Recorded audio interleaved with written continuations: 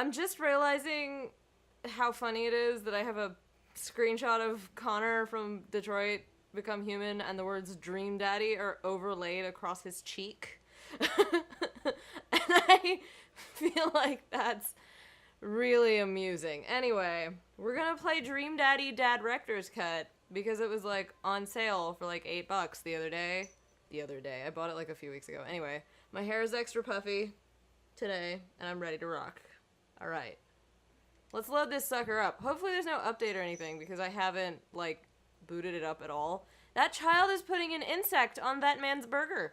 Oh, I guess that's his kid. But yay, Game Grumps! What is happening? Oh, I guess it's like a loading screen.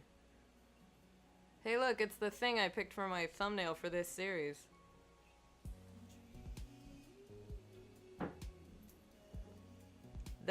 There's a theme song. Drinking too much water can cause water intoxication. That is not wrong. Alright. Let's do it. Let's just do it. Let's go right in. Take care of your health while you're still young. Yeah, that's fair. Zzz. Zzz. I can't make a snoring sound. Fun fact. It hurts me if I try to do it. So, I don't do it. Dad? Okay, I won't make too many Game Grumps references, but I can't promise that I won't make any Game Grumps references. Zzz. Oh, you know what I should probably do is move my camera overlay because it's gonna cover the fucking subtitles. Where shall we put it? Like, I don't want to cover too much of the fucking game. Okay, how about we just hide it for now? And pop my face in the corner over here. Yeah? Cool. I don't know if you, like, saw it move. Oh, that's so weird putting that in the top. Ugh! I need to, I don't know. Maybe I need to design a different one. Anyways, Dad! Wake up! Wake up, pretend to be dead. 5 more minutes. Pretend to be dead seems like a dad thing to do. I let my tongue roll out of my mouth and stop breathing. Amanda shakes me. Come on, Dad! This hasn't worked on me since I was 6! I'm sorry, Amanda. This is the end for me. Dad, I swear to God. Amanda, I bequeath to you all my earthly possessions. Spread my ashes over my recliner. Okay, well, your corpse better get into the moving van because it's leaving soon. That's a very... That's very good. I finally open my eyes and sit up. I'm lying in the middle of a living room, spooning a moving box. I yawn and stretch. Morning, Manda Panda. Yikes, dad breath. Go brush your teeth. Please don't pirate games. Aw. Why is that all the way, like, why is that relegated to number 80? Build that dad! That is fucking Jean-Luc Picard. Was that randomly generated? Oh my god. I love it. Oh wow. What is... He's wearing a crop top? Or he's wearing a binder? I can't tell. I don't know. I'm gonna go with binder. That seems like that would be really cool if it was a binder. But anyway. Skinny dad? Buff dad? Skinny dad. Let's do Slim Tank Bud. Oh, it is a binder. I can read. Hair. Check mark. Oh, body hair. Okay. Well, I mean, I'm Persian, so, like, we gotta have the, like, slightly primate-looking amount of body hair. I'm allowed to make that joke. How dark do we want to make this, Dad? So many skin tone options.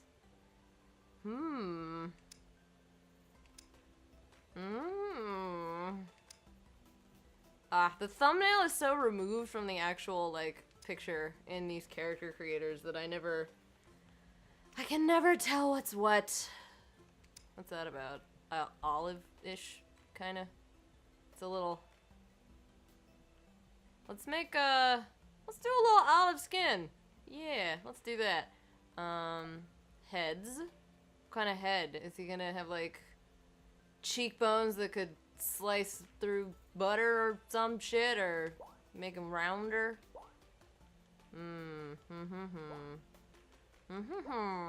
Very square. Jaw. Pointy.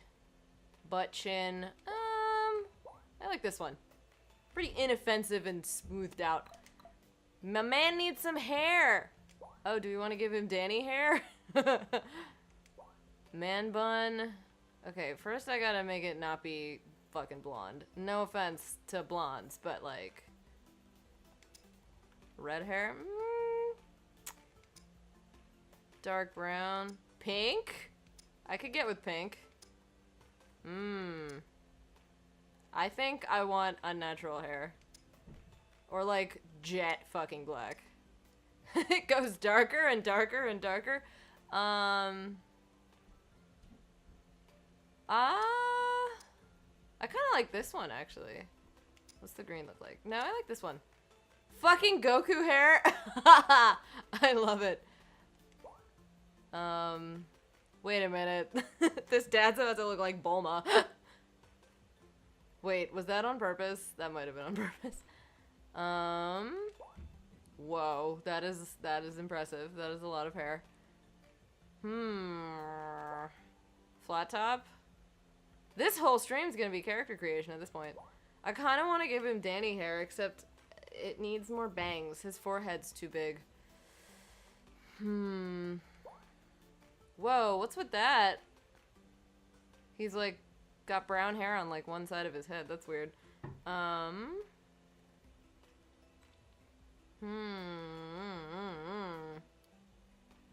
don't know. I shouldn't spend too much time on this. Whoa, that's quite a hairline. That one's like too normal. Ponytail dad.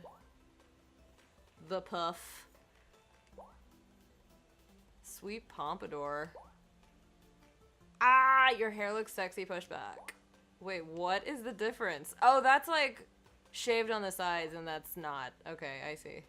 I kind of want to give him Goku hair, but I kind of also don't. I actually... ponytail? Or... ramen hair? Let's give him ramen hair. Fuck it, why not? I'm kind of regretting this choice of hair color, though. Wait, what's ramen hair? There's ramen hair. Do I want to make it pitch dark? I'm so indecisive. This is hard. Blarg. Can make it... I like that, actually. This kind of reminds me of making a Gaia avatar somehow. I don't know. Boopy doop. I kind of want to make him buff. I think I changed my mind. I want him to be buff. There we go. That feels good. Why don't they ever match the eyebrows, like, by default? Why are also brows not right after hair? Come on, guys. Come on. Alright, we need the bushy. Are they gonna match, or are they gonna be... natch? They're gonna be natch. Oh, yes! Like they could get up and fly away. Oh, we got the Danny eyebrows.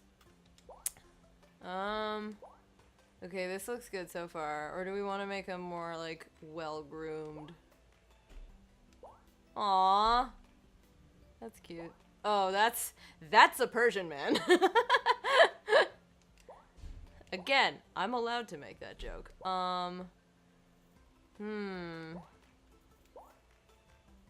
It's too intense. These are all too intense. The only, like, chill ones are really thin. Can't have that. Why are they all so intense? Ah, I guess we can't win. I like the first one. Alright, let's go back to the eyes. Hard eyes? That doesn't seem right. Anime eyes? Oh, this is funny. Oh, I kind of like these ones. They look so low on the face in the drawing. He's judging me. He's judging me for my choices. What color eyes should he have anyway? It's easiest to see the eye color. The eye roll ones? That's kind of fun. Buh. He's staring into my soul. Pink eyes? Golden eye. Everything. Hi, Kid Kevin. What's up? We're just building a dad right now, which is super fun. Brown eyes, I guess, will be boring. Give him brown eyes. Those aren't even brown. They almost look like just another level of black. This brown? White. Forgot to color it in. Oh, those are some fantabulous eyelashes you've got there, my friend. Eye roll. Just a permanent eye roll. Like when they told you when you were a kid, if you kept making that face, it would stick that way. It stuck that way. I kind of like these. This one's a little bit like twitch twitch.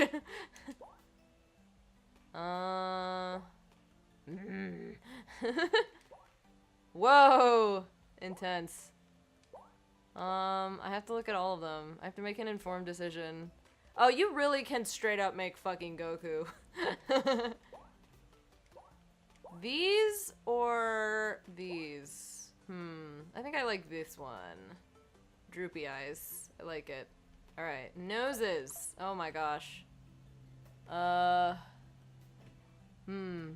that nose kind of looks like my actual dad's nose, so I don't know how I feel about that. Do I want it straight? Hooked? Well, if I want to model him after a Persian guy, hooked nose might be the way to go. A little cute button nose. Bulbous on the end, maybe. Fuck it, let's give him that one. We're committing. Oh boy, I'm being rated. Oh my god. Hello, my friends. You guys all wanted to see some dad action, didn't you? Big kissy lips. Big kissy lips for all of you. Cat mouth? No, I don't like that.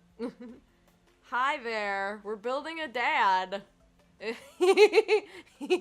This reminds me a little bit of Mettaton somehow. Oh wow. Is he sticking his tongue out? I don't want him permanently sticking his tongue out. Dad action. What emote even is that? Oh, is that?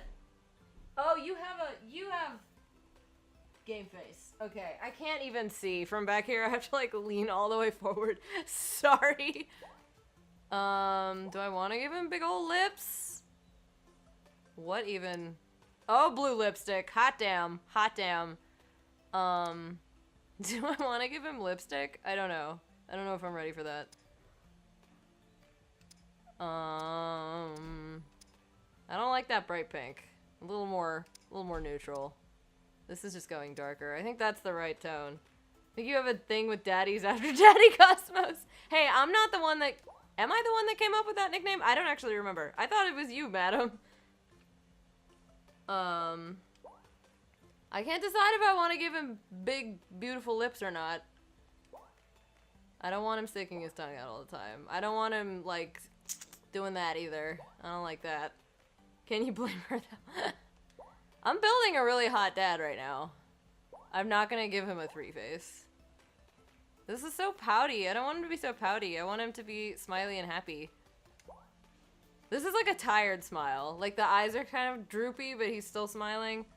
I like this one. We're gonna go with this one. Alright, brows we already did. Facial hair. Whoops, that's the wrong color. It's gotta be black. Baby. That's the mustache my uncle has. Mumble something how it might have been me, but that's not the point. Give him Daddy Cosmo tights. I don't know if I can, but if I can, I totally will. Cosmos. That's right. Pencil mustache? That's so evil. That's literally the same mustache my uncle has. That's a hell of a beard. Are we ready for a beard? Are you requesting a fan story? Oh my god. Chadrov with your fix. This is a really intense color for facial hair. Maybe it shouldn't be this much.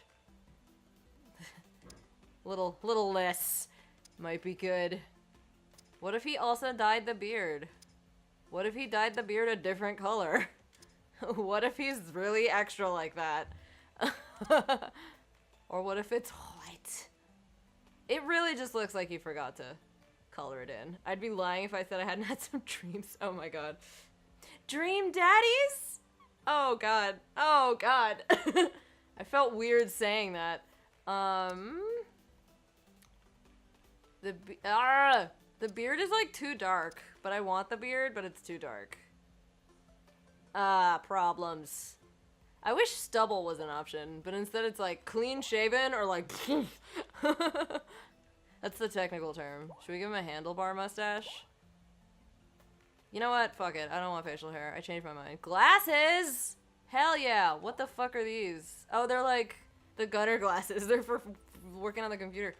These are nice. Or like horn-rimmed.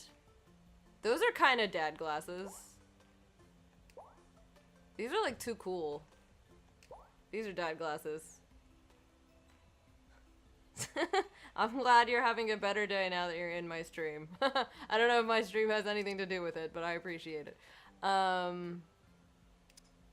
Wait, are all the lenses gonna be orange now? Can I change the color of the lenses? Oh, pink glasses for sure. Circular. I'm confused as to why only some of the lenses are orange, and I don't have the option to change.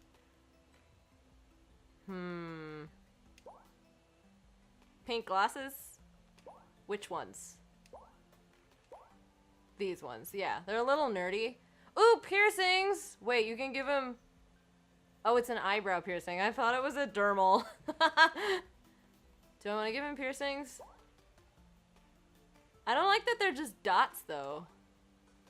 Like, piercings are much more varied than that. Oh, do I want to give him piercings? Do I want to... Gold piercings? No, that's too much like me. I don't want him to look just like me. That would be weird. Clothing! Alright. Oh my god. I can dress him like Danny Sexbang. That would be probably a little too on the nose. But this is me, not the dad that I'm dating. Holy shit. Cat shirt. I love it. Daddy Shabnom. That's right. We're making a daddy that's a little bit like me.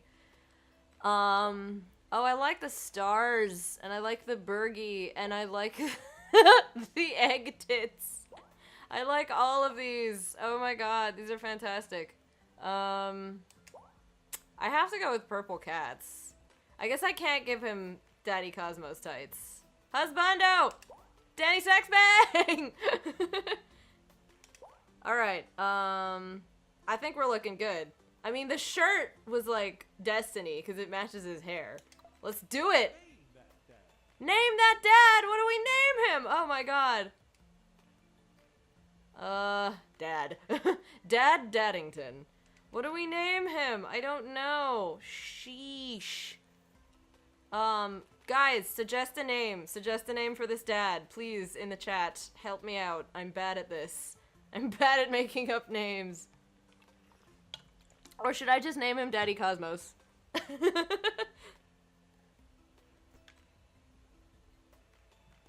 Do do do do do do do do.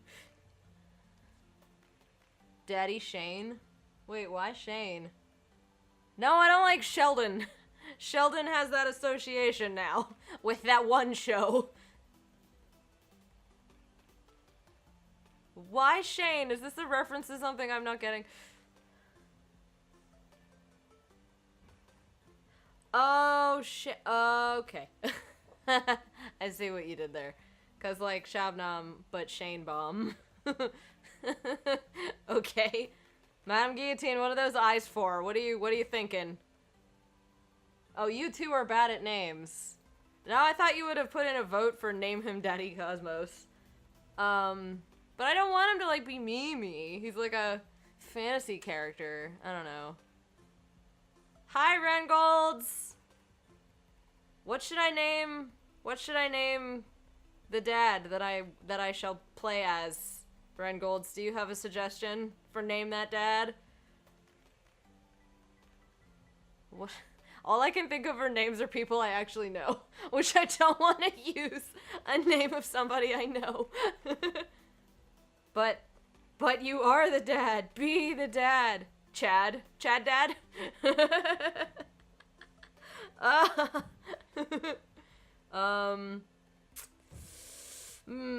about Chad Cosmos? How about we go with that? I like that. Let's do that. Chad.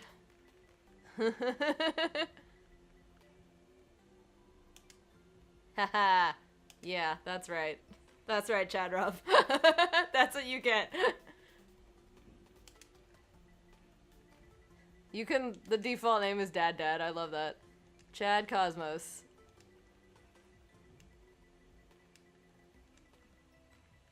That's right. Nickname, Chatty Cosmos. Can we do Chad Ruff Dream Daddy roleplay? He needs his own daddy. That's how I look at myself in the mirror in the morning. Oh boy. Have you ever read Rich Dad Poor Dad? I have not, actually, Dream Daddy, Dad Rector's Cut. I have not read Rich Dad Poor Dad. Always check. Oh, it's gone. Did you fall asleep packing? I spent 20 minutes on that. I got most of it done, I think. Searching around the room, it looks like I did a pretty good job. Every box is sealed except one. Wait, straggler. What's in it? Looking into the box, I see a bunch of old photos and little photo albums. Whoa, I haven't seen these in years. I pull out one of the dusty albums from the top of the pile and we begin looking through it. Oh my gosh, that's adorable. That's the coolest baby I've ever seen. Oh.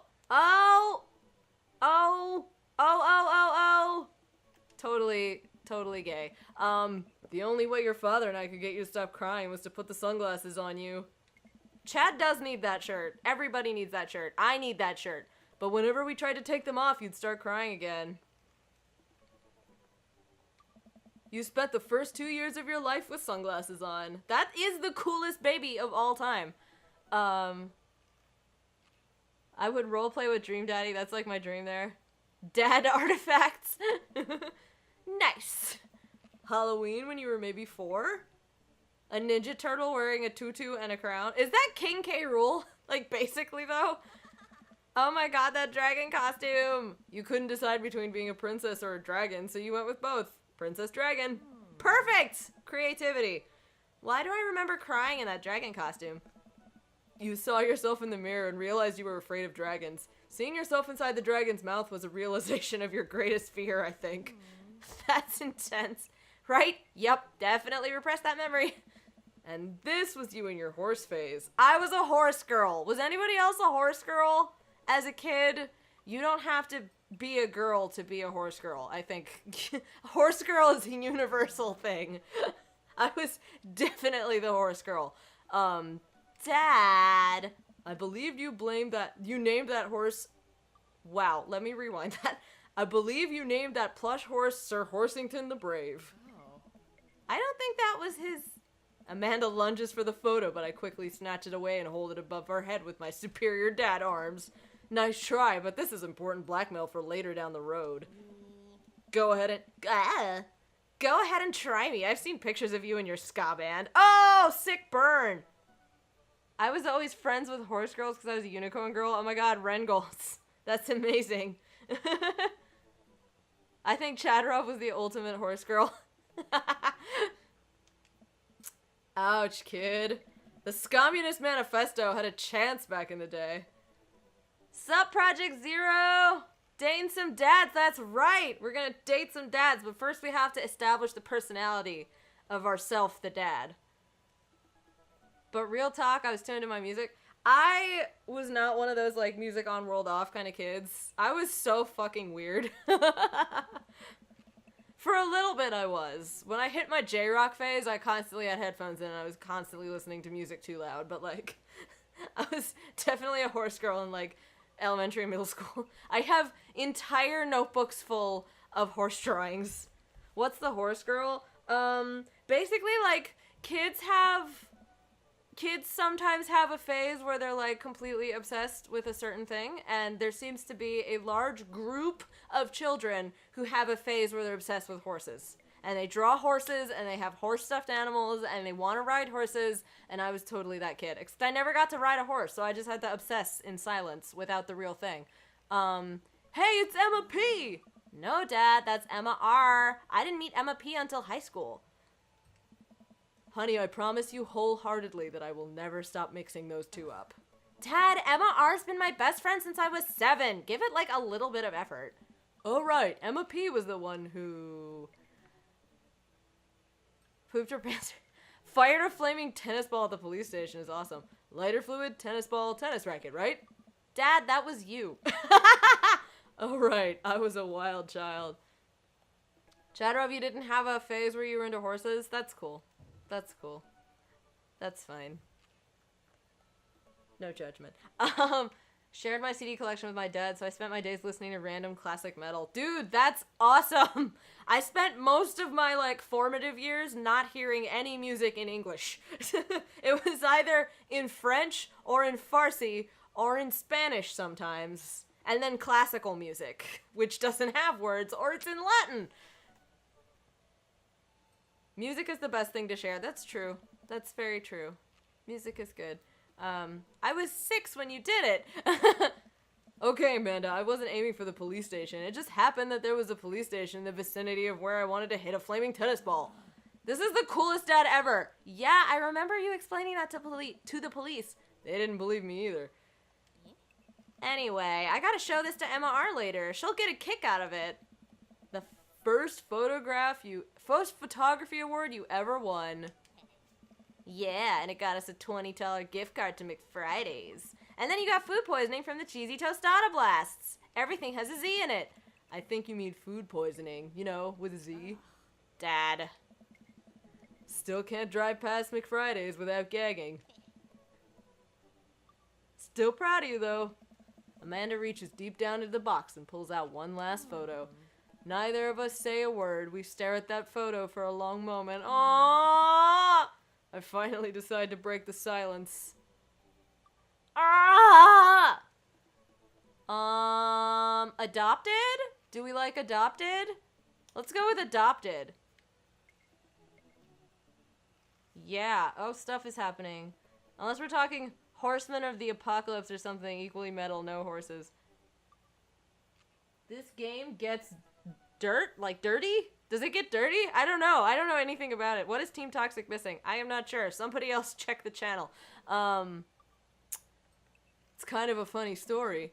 The day we brought you home, we got into a car accident. It wasn't anything big, just a little fender bender in the parking lot. But of course I was freaking out, and the little old lady who crashed into us was freaking out, and I didn't know what to do. But your father, oh man. He holds my hand and looks me directly in the eyes. The calmest I've ever seen him, he says, "It's okay. It's all gonna be okay." Aww. He was right, you know. I stare at the picture for longer, maybe too long. I miss him. Aww. I can't even imagine what it must be like for Amanda. She pats me on the back. Come on, Pops. We gotta finish packing. The movie van won't wait forever. You're right. Aw, feels. Horsemen of the Apocalypse are awesome. The best way to be a horse girl is a metal horse girl. Respect. Amanda and I pile into the car and take one last look at the old house. So many memories here. Hard to believe your father and I bought this place almost 20 years ago. Hey, remember when I shattered the front window playing catch? I got their voices mixed up and I, like, short-circuited for a second, sorry. You always had very strong arms. Hey, remember when I shattered the other front window pretending to be a robot who breaks windows? You were a very imaginative child. Hey, remember when I broke the back window? We get it, Amanda, you break stuff. And there'll be plenty more stuff for you to break in a new place. Memories to make and stuff to break. You ready? We sit in silence for a moment. I watch my daughter grow up in this house. It will forever hold a place in my heart, but it stings a little bit to leave it behind. I'm ready. The moving van begins to pull away, and I get the car into position to follow it. I watch our house, our old house, disappear in the rearview mirror. So what? So sell me on our cool new pad. She hasn't even seen it yet? I clear my throat and do my best cheesy announcer voice. Nestled in beautiful, scenic downtown Maple Bay, our new house features multiple places to sleep. Not only are there bedrooms for your sleeping pleasure, but couches and floor space where you can, yes, catch a wink. What a deal! I mean, if sleep weren't for the week. You sleep more than anyone I know. I admit my faults, Pops. Hi! Anyway, it's also smaller than our last house. Cozier, one might argue. Good spin. I think it's great. Won't we be closer to a lot of cool stuff that we can walk to so I don't have to waste gas? And I mean, trying to park downtown is, Amanda, you know you're gonna have to learn how to parallel park at some point, right? Me? I hate driving downtown. Not gonna happen, Pops. I think someone needs to do a 3-point turn on their attitude. I don't know how to do that either. What the fuck did I just hear? What did you just hear? I don't know. Have you met the neighbors yet? Not yet, but the neighborhood seems pretty quiet. So you won't have to chase any rowdy teens off your lawn?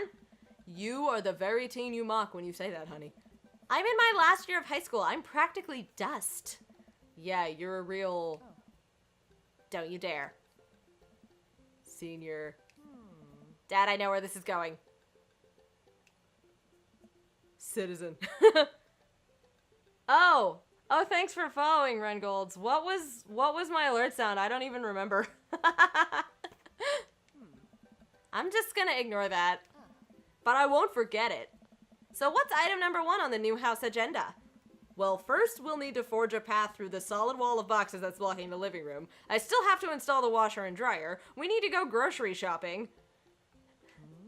Pops, cool your jets. You have to promise me that we're gonna take a break and explore the neighborhood. You're on audio only because you're working and that scared the shit out of you. I literally do not remember what the sound alert is. But, should I change it? Or, was it a good startle? Oh, we already read that one. Okay, you're right. We'll get some work done and then check the area out. We pull up to the new house and step aside. The lawn is freshly mown and the for sale sign is still in the yard. Hi-ya!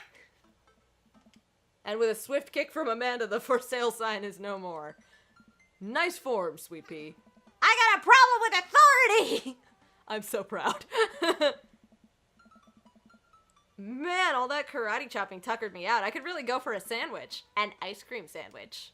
Sweetie, it's 10 a.m. Yeah, and? Did you even see all the dogs in the parking lot? You know it. Thanks for moving us to an area where the dog-to-person ratio is very high. Madame Guillotine needs new pants. Which requirements do I have left? Yeah, it's just average viewer count, which right now I'm at 7 viewers, which is a lot for me, so appreciate all of you guys hanging out. Dog-to-person ratio, yes, that's where I want to live. I only want what's best for you. I hope you're prepared for the frequency at which I interrupt conversations to yell, "Dog!" and rocket way up. I mean, you do that a lot already. Hey, it's a dog! Me. Wait, false alarm. It was just a funny-shaped rock. Also me, because I can't see very well. If you want to see real dogs so bad, let's go to that park around the corner. Alright, transition. A bird in the hand is better than a bird in the eye. This is true. You're not wrong. Amanda and I begin a stroll through the neighborhood. I can't believe how beautiful it is outside. Kids are playing in the street, the flowers are in bloom, and a faint smell of a nearby barbecue drifts through the air. Yummy. This place is nice. Too nice. I don't trust it. Good eye, honey. You can never be too careful. See that baby in that stroller over there? Government operative. We're onto you, baby. We walk for a while and eventually end up at a small park. Toddlers chase each other through the playground and dogs of all shapes and sizes romp through the grass. It's pretty crowded, but Amanda spots a nice empty bench. We start to make our way over to it when... Heads up! Ow! A frisbee suddenly hits me in the face. A corgi with a neat plaid handkerchief tied around its neck bounds up to me, wagging its tail. I like your necktie. He runs around in a circle and nudges my leg with his nose. Oh god, this is the cutest dog. Impart upon me your wisdom, tiny dog. How did you know? My god, this dog knows more than he lets on. I'm very amused by this exchange. You definitely could have caught that. A guy in a... Whoa! Hi, buddy! You are very much taller than Amanda. A guy in a Hawaiian shirt jogs over to us and takes the frisbee from me. You know, frisbees are traditionally caught with your hands, not your face. I catch it with my teeth. No. Well, you're traditionally... He's sassy. I think he's sassy. But I'm fine, thanks. I'm just messing with ya. I'm Brian, by the way. That's Brian. I'm Chad, and this is my daughter, Amanda. I look over at Amanda only to find her sitting on the ground rubbing the dog's tummy. Hi. Your dog's cool. Ah, old Maxwell sure loves the attention. It's great to see another father and daughter out here on such a sunny day. Where's yours? Brian gestures over to a grassy knoll where a young girl sits on a checkered blanket. She's reading a book bigger than her head. She puts it down and heads over to us. This is Daisy. She's reading The Brothers Karamazov. Her teacher tells me that she has the reading comprehension skills of a high schooler. She's so cute with her freckles! They have freckles. It's adorable. I love her pigtails. I love her tiny little flower necklace. I love everything about them. How old is she? 10! She's a precocious little youngster. Wow! My natural dad instinct kicks in. I must brag about my child's accomplishments. Oh no, it's happening. I love that the dog is just... Oh my god! Go on, Daisy. Tell him about yourself. That's my girl! Amanda, get in there. Okay. Chad's HP is 80. Brian's HP is 80. What is DHTR? Oh, no. What is this? I don't know. What are the items? Grade card, Band-Aid, spelling bee photo, child art. Ah! Oh, I can't back up. Okay. Spelling bee photo? Spelling bee photo. Fumbling through your phone's browser, you managed to pull up a photo of Amanda winning her 10th grade spelling bee. Wow, congratulations, Amanda. Daisy is getting prepped for her annual spelling bee right now. Hopefully this will be her 3rd win in a row. Yikes, you lose 5 HP. Daisy just started a weekly chess club at her elementary school computer lab. She's the president too, of course. Dang, my high school doesn't have a chess club or a computer lab. You lose 10 HP. Wow, I am not doing well. I don't know what this means. We're gonna find out. Can't switch daughters. Amanda's your only daughter. That's what that means. Okay. This is hilarious. Why don't we just brag? Amanda here just recently won a local photography award. Wow, congratulations. Brian loses 10 HP. All right. Daisy actually just won a statewide poetry contest. You lose 15. Oh my god. We're not doing well. Child art? I wonder what Band-Aid does. With a flourish, you produce a Band-Aid from your pocket. Take a knee and start applying it to Amanda's arm. What are you doing, Dad? Being a protective parent. Anyone would agree it's an unusual gesture. You lose 10 HP. Daisy sold enough candy bars this year to get the top prize, a canoe! We're taking it out next weekend. How is that even possible? Amanda could barely get one of those sticky hand things. It's extra powerful. You lose 20 HP. Can you win this? I don't think you can win this. I think this might be unwinnable. Child art? You unfurl your wallet to reveal a tiny copy of a drawing of a cornucopia Amanda did in the 1st grade. Cute! It isn't very impressive, but Amanda genuinely appreciates you holding on to it. Brian loses 10 HP. You regain 20. All right. Did I mention Daisy said her first word at 10 months? Daddy! Amanda's was potty. Still cute, but this isn't the time to bring it up. You lose 10 HP. Oh boy. We're not doing so hot. Grade card? The last thing. You pull a wrinkled copy of Amanda's grade card out of your back pocket. Dad. Awesome grades! Brian loses 25 HP. You really carry that around everywhere? Ouch. Maybe it is kind of weird. You lose 5 HP. Daisy here has all of her adult teeth. Never had a cavity either. Amanda self-consciously pushes her lips together to hide her teeth. Well, shit, get good at bragging about your kid. Yeah, for real. I'm not good at this. It's extra powerful. You lose 20 HP. Oh no! I'm about to die. Last week, unprompted, Amanda helped an old woman with her grocery bags. It's extra powerful. Brian loses 20 HP. Can he not say critical hit? Words aren't all Daisy's good at, by the way. Her math is amazing. One time, I actually called her to double check my numbers before I made a cut for a support beam. You did that more than once, Dad. Doesn't that say more about him than it does about Daisy? Still, you lose 10 HP. Oh no! Dang, he's really got us beat. Boy, it's been such a treat getting to meet you two. Arrgh, did he have to add insult to injury by being such a gracious winner? About to lose the battle of wits! So, I take it you guys are new to the neighborhood. We just moved in. Do you live around here? Yeah, we live in that cul-de-sac down next to the coffee shop. What a coincidence, that's where we live too! Small world. Yeah, Daisy and I are in that little ranch-style house on the corner. Sorry. I know that house. It's just like ours, but slightly bigger and better landscaped. Did this guy have to outdo me at everything? What a lovely place. Well, I don't want to take up any more of your time. Really nice meeting you guys. You'll have to stop by at some point. Yeah, definitely. Bye! Brian and Daisy walk further into the park with Maxwell happily trotting along in tow. Dream Daddy needs to breed superior offspring.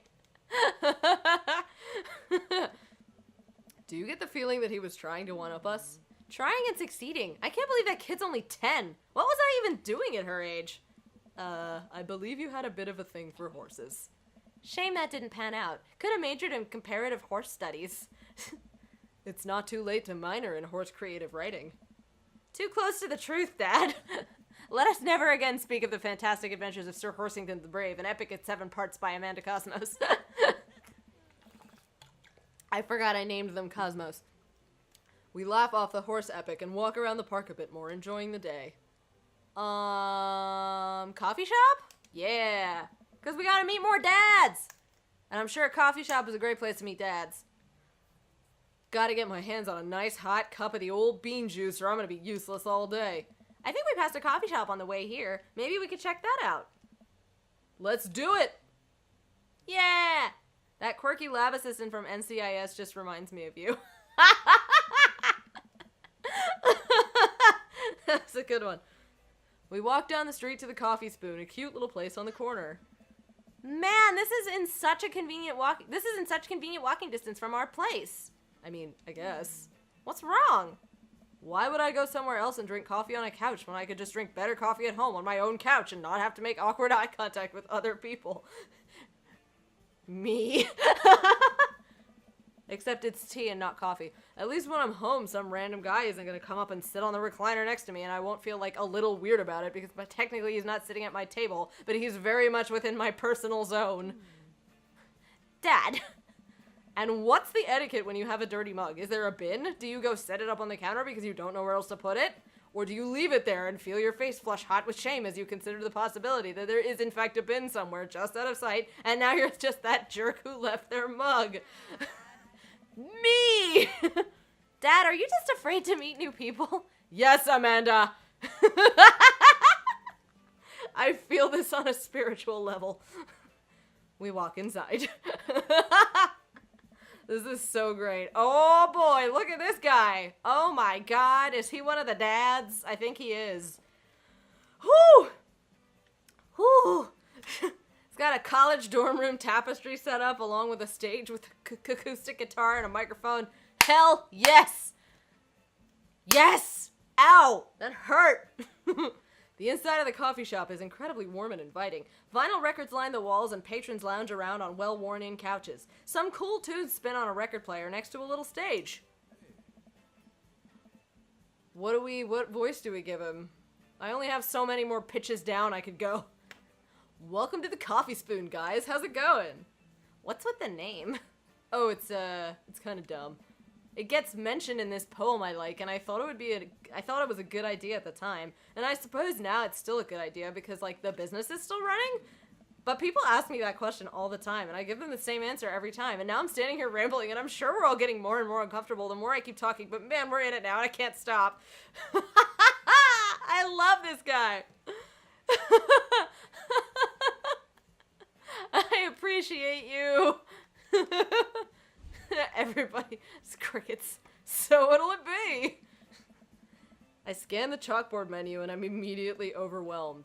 I'll have a... Oh, wow. Chai Antwoord? Chai Antwoord. Yeah. Spicy. He liked it. I don't get it. Oh, it's a pun. Antwoord is a South African rap group. They're pretty well known for their evocative imagery and hyper-stylized music videos. Their music is as catchy as it is disturbing. Truth. I'm doing the thing again. But coming right up. And for you, I'll have a macchiato DeMarco, please. Coming right up. Do you want that in small, medium, or biggie? Nope. Voices. Confused voices. Coming right up. You want that in a small, medium, or biggie smalls? Medium? Wait, is biggie smalls big or small? I should change that, shouldn't I? Matt sets to making our drinks and Amanda and I take a seat on one of the couches. What's his deal? Let the man make his puns. They're cooler bands than you listen to anyway. You like Antwoord? I've seen him live a couple of times. It's insane. Hey. Hey! Scott was cool once. Was it really? This couch is actually pretty comfy. Maybe not comfier than our couch, but it's alright. Good lumbar support. You sink right into it. Okay, it's comfier than our couch. Amanda nudges me. This place is right next to our house, and that guy seems not only cool, but also just as uncomfortable with talking to other people as you are. You should totally become friends with him. I don't know. Come on, what did we say about meeting new people? I can't meet new people if I always stay inside, and also don't go outside, and also don't talk to people. I love this. This is so well written. See, we're making progress. Matt sets our drinks down at our table and I immediately burn the roof of my mouth. Good one. Hi, we're new in the neighborhood. I'm Amanda and this is my dad, Chad. Dad Chad. Oh, right on. Pleased to meet you both. You ought to come by when my daughter's hanging around the shop. You two might get along. Rengolds, I liked them until I found out Ninja's a pedo. Excuse me, what? He's what? Dude, no! Why is everybody terrible? I don't want to get into anything, like, potentially triggering on stream, but, like, I have to research that now, because that makes me really sad, because I really liked their music. Fuck! Everybody's awful! This sucks! Ah! Hopefully Matt here isn't awful, because he's great right now. I love it. Ninja's... There's two people in Antwoord. There's Ninja and, Yolandi. Not Ninja the streamer. Ninja the rapper. Blue blue blue. Yeah, I'm sure we'll maybe come in from time to time. Amanda kicks my leg from under the table. I'm sure we'll be in here a lot. You know what? Let me get your guys' opinion on something. Matt goes into the back and comes out with a fresh plate of something that smells amazing. I have a new podcast idea for Orphan. Everyone's terrible. Yeah, that's good. That's a good topic. There's never gonna be any shortage of content, which is depressing. Something that smells amazing. I'm working on a new banana bread recipe, and I need help coming up with a name for it. Well, I think we're gonna have to taste it first, so we can get the full flavor profile of, you know, and really appreciate the flavor sensations of... Amanda nods vigorously. She knows this game. Yeah, we need to give that nana bread a taste if you want us doing free creative labor. I think that would be commensurate with, I've taught her well. We have trained for this day. I was just gonna give you guys free banana bread anyway. Right, yes, that. Matt serves us each a piece. Amanda and I happily chow down. This is amazing! Thanks! The secret ingredient is bananas. So, any ideas? I'm stumped. Well, I think I might only be able to give you dad band puns, but I'll give it a shot. Banana Bread Kennedys? The Dead Kennedys are not a dad band. Right Said Banana Bread? Yes. Like Right Said Fred, but now it's about banana bread. I think the youngsters would like it despite not getting it. That actually has a nice ring to it. Really? Yeah, Right Said Banana Bread. Strong decisions. That's art, baby. I wanted to say baby because I thought it would sound cool, but once I said it, I realized that it just doesn't sound good coming out of my mouth, and maybe I should just leave saying baby to the professionals. I love this one! Enjoy your coffee! Thanks, baby. See, it sounds good when you say it. Across the way, across the way, a man catches my eye. He sits by himself, brooding over a cup of coffee. Our eyes meet just for a moment. Okay, mysterious, spicy. I hastily look away, hoping he didn't catch me staring. Who is that? We finish up our drinks and head out. Thanks for stopping in. Take care. Okay, now that we're full of caffeine, where to? Unpacking or nap time? Unpacking, I guess.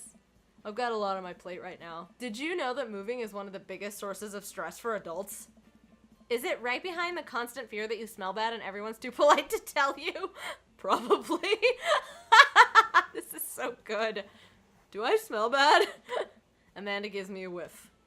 You're fine, Pops. Let's go home. That's true father-daughter bonding. Pay your bills early. Or, you know, auto-pay. Auto-pay is also a thing. I love that bird plushie. If I give a game suggestion, will you consider it? I will consider any suggestions, but if I don't have an easy way to acquire them, that makes things difficult. I get to work unpacking the various boxes around the living room. A couple of hours pass and I get some good work done. The washer-dryer unit is both washing and drying, and we can actually walk through the living room without tripping over boxes. Ding dong! First visitor already? I walk over to the door and open it. Hello! Whoa! Wow! This guy is probably a Chad. But not the... like the word Chad. A handsome, clean-cut man stands at my door, brandishing a plate of cookies. Hello? His name is Joseph! Oh, where are my manners? My name is Joseph. I'm your next-door neighbor. Oh, yes, hi, I'm Chad. That's what my name is. I just saw the moving van and thought I'd bring over some cookies. My daughter, Christy, wanted me to let you know she baked them herself. Hi, Madame Guillotine. If you have a game suggestion, I will of course consider it. But of course, if it's hard for me to, like, get it, that would put a damper on things, but I'm all ears. Joseph leans in and whispers, but between you and me, she just sprinkled in the chocolate chips. Hey, that is very important. We both share a laugh. Kids, right? Oops. Voice mix up again. I'm sorry, it's hard to keep track of all of these different characters. Wow, cookies, huh? So nice to meet you. Joseph hands her the plate of cookies with a smile. Well, thanks for the cookies. Bye. Amanda disappears with the cookies. Amanda, and she's gone. What about a free Steam game? It is tough to stream from my computer because you can't record computer audio on a Mac. So, like, I have to do a lot of extra third-party software finagling, which I have never been able to get quite right. So, like, if it's really that great a game and it's worth all of the extra work to get a stream going, I'll try it out. Keep saying chat and I'm confused if people are talking to me. Sorry, man. That's my daughter. Her name is Amanda. She's a charmer. Daughters are tough. Sons are also tough. Children in general are just tough. I hear that. I mean, there'd have to be something wrong with you to try and raise more than 2. I have 4 kids. What have you done? Whoops. Foot? Meet mouth. Oh, I meant... Don't worry, you didn't mean to be rude. Oh no, this is the first neighbor I've met and my social life is already in a tailspin. I wonder if it's too late to move again. Yeah, okay. Is the missus around? Mr., actually. And, no, not anymore. He died.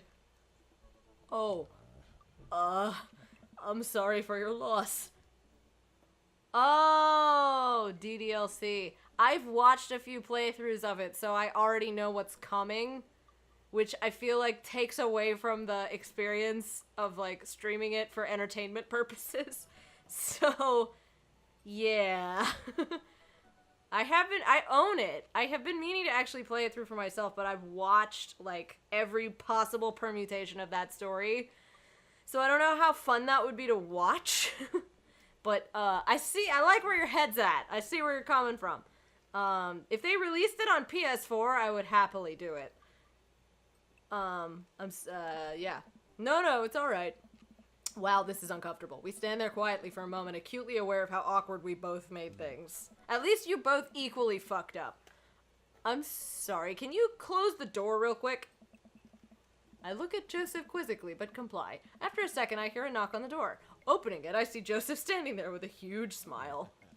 Hey, I'm your new neighbor, Joseph. I promise not to talk to you about your dead spouse this time. I'm throwing a barbecue for the cul-de-sac, and I'd love for you to come and by and meet the rest of the neighbors in our community. What do you say, pal? That sounds great. My daughter Amanda and I would love to stop by. Also, 4 kids is a perfectly normal amount of children to have. We shake hands to seal the deal. Well, neighbor, I'll see you at 3 p.m. sharp on Saturday. Sure thing, neighbor. Joseph starts walking away, but stops to think for a second and turns around. Hey, in all seriousness, raising a kid on your own can't be easy, and if you ever need to talk about stuff, I'm the youth minister at a church down the street. Oh, I don't know. I wouldn't really consider myself a youth. You look pretty young to me, but suit yourself. I can't decide on his voice. I must get a newbie to play for my own amusement. I mean, you can just watch the Grumps playthrough again and just watch Danny, like, spiral into an existential crisis. Oh, Ren, have you not played Doki Doki Literature Club? It's something. And with that, Joseph's gone. He seemed nice. Amanda walks back into the living room, crumbs on her face and cookie in hand. That was the smoothest recovery I've ever seen. I should be taking notes. See, you're already fitting in great. Where'd those cookies go? They're gone. I'm sorry. If it makes you feel any better, they weren't very good. So you ate all of them anyway? I guess that makes it break time. Any ideas? Just the one. I think we get a ton of good neighbor points if we bring this back. We're gonna be best neighbors in the whole cul-de-sac. We're gonna kick all the other neighbors' butts. With kindness! Ugh! Amanda and I step outside. Something's going on with, like, my eyeball, so forgive. I'm not winking, I swear. Well, I might be. Sometimes I'm winking. And all the hot dads! Shoot, I'm actually not sure which house this is. I'd hazard a guess it's the big one with all the well-groomed blonde children sitting in the yard. Good eye, kid. And remember, we need to make a positive first impression here. Keep it light! We walk up to the kids and wave. Hello, delightful children from down the lane. Holy shit! Hey guys, is your dad around? They all just stare at us blankly. We just wanted to, return this nice plate, and thank you for the cookies. Jeez, these are definitely Joseph's kids. They all look exactly like him. Okay. They were really good. Chrissy, Christian, I mean, I heard they were good. I didn't get to eat any. And Chris. Okay. I chuckle nervously. Well, okay. We're just gonna set this plate down on the ground real gentle and then back away slowly. Right, Dad? Right. That's what we're gonna do. The kids' eyes bore into us as we scurry away. I can feel their gaze on my back even as we approach our house. Yikes! Seriously, the delightful children from down the lane. I need something to get my mind off those carbon copy kids! The only thing is left is nap time. You've been awake for, what, 3 hours? And that's 3 hours too many. Truth. Do what you... Okay.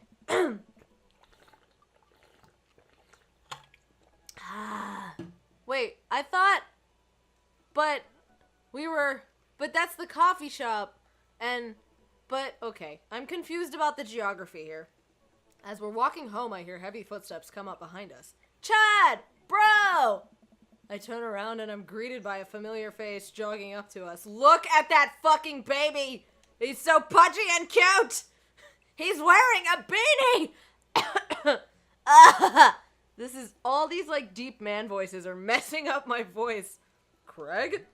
Bro! Holy, wow, I haven't seen Craig in forever. It's been too long, dude. Yeah, wow, you look great. He's got an iPhone strapped to his bicep. Hey, yeah, I cleaned up my act. Cleaned up his act? Are you kidding me? He's ripped. Amanda, this is my friend Craig. We went to college together. We were roommates for a while, too. Amanda, dude, you probably don't remember me, but you're so big now. Hello, and hello, cute baby. Aw, thank you. The last time I saw you, I think you were about her size. This is River. Say hi, River. He picks up her tiny wrist and waves it around. River gurgles happily. Oh my god!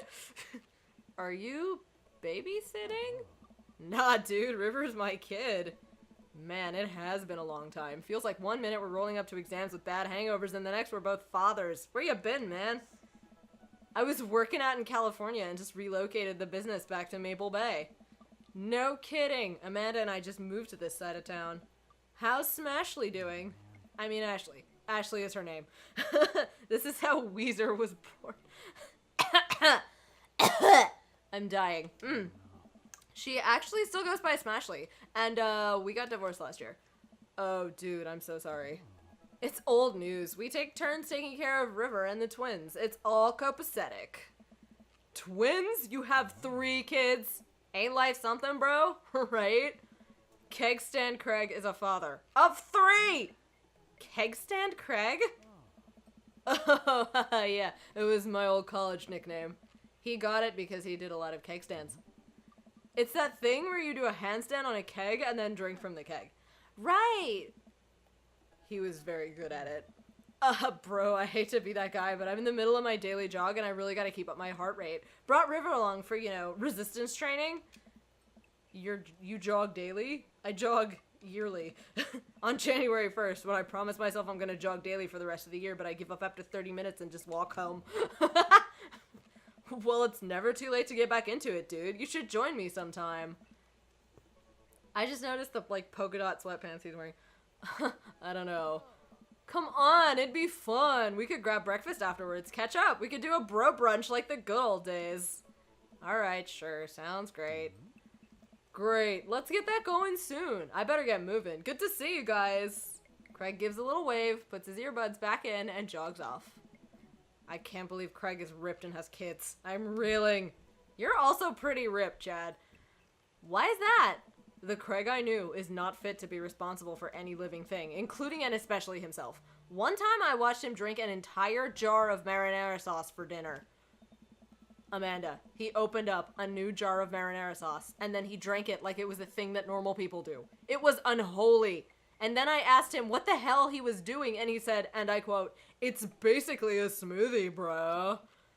I mean, technically, he's not wrong. He jogs. He was jogging! He's like a totally different person! Anyway, we better get home. I'll have plenty of time to reflect on how old I feel later. Grow your own vegetables. It's cheaper, I think. Amanda and I flop down on the couch. Amanda has to shove some empty boxes out of the way before she can sit. Too bad we're gonna be putting my stuff right back in these boxes in a few months. No, don't say that. Aw, Dad, it's gonna be okay. I'll be fine. I know. It's just... You're my little girl. It's gonna be weird not having you around. I'll come visit, and I'll text you every day. And I'll take lots of pictures. I mean, obviously, I'm a photography major. There you go. You promise? Of course! Are you gonna be okay by your lonesome? Oh, come on, I'll be fine. I'll get a dog or something. A dog?! Forget art school, I'll stay for the dog! Is that what it's gonna take? Medium-sized dog, handkerchief around the neck, I get to name it. That's what it'll cost for me to give up on my dreams. I'm a woman of simple wants and needs. Well, a dog is a lot cheaper than college. Amanda laughs. Suddenly, a pile of envelopes slides through the mail slot. Speaking of college, Amanda darts over to the envelopes and shuffles through them. She pulls one out and throws the rest back on the floor. This is from McGowan College of Art and Design! Open it! But I'm scared. It's just an envelope. Yeah, it's just like my entire future, not a big deal. She takes a deep breath and rips the letter open with her teeth. We have a letter opener, but okay. You know, the most unrealistic thing so far is that your mail forwarding starts working on the right day. That never happens! I hold my breath while Amanda's eyes dart back and forth, scanning the letter. Sorry. What does it say? The admissions committee has reviewed your application, blah, blah, blah. Her face drops. Regret to inform you that we are unable to offer you admission to McGowan College of Art and Design. Amanda throws the letter on the coffee table. Oh, sweetie. It's okay, I kind of saw it coming. I knew I shouldn't have put that experimental stuff in my portfolio. Their admissions officer told me they just wanted to see portraits or whatever. Bullshit! I pull Amanda in for a big hug. You're an amazing photographer. I know how much work you put into your portfolio. Some other school is gonna want to snatch you up for sure. Yeah, I know. It's fine. Are you actually fine, or are you just saying that? I'm fine, really. Her face says the opposite, but I probably shouldn't push her on this. The damn impossible standards in our media. I know, right? Fucking art schools. Oh, and before I forget, Emma R and Emma P are sleeping over tonight. So... You need me out of the way because I'm painfully uncool? I would choose more delicate phrasing, but yes. Well, I'll have you know that I conveniently already have plans for tonight, so you'll have the new place to yourself. With the coolest dad ever? Yeah, what are your plans? Quick, think of plans! I'm secretly the mayor of this town. Gotta attend the union meeting. I'm glowing clubbing. Union meeting. Boss man's been riding us proles too hard. It's time to rise up for our rights. Dad, you're not even gonna invite me to the riot? I'm sorry, sweetie. It's an honest day's work for an honest day's riot. I'm just kidding. I'm actually going to... go out and watch the game? Nice. Which game? You know, the game. The one that's on tonight. The game. On TV. At somewhere other than here. Okay, cool. While you do that, I'm gonna do drugs and commit some light arson with the Emmas. I'm concerned you're hanging out with the wrong crowd. Amanda shrugs. I would have expected you guys to be up to the white-collar crime by this point. Maybe money laundering at the least. I'm a street rat, Pops. You're kidding about doing drugs and crime, right? Yes, Dad.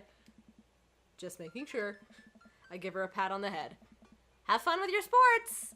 Are you being sarcastic? No, making fun of sports is played out. Alright then. I do some light cleaning around the house and decide to clear out right before Amanda's friends arrive. Before I leave, Amanda stops me. Hey, don't forget that you have that meeting with my English teacher tomorrow. Oh, right, Mr. Vega. Yep, totally remembered. I'll be there. Alright. You can save bookmarks directly to your desktop.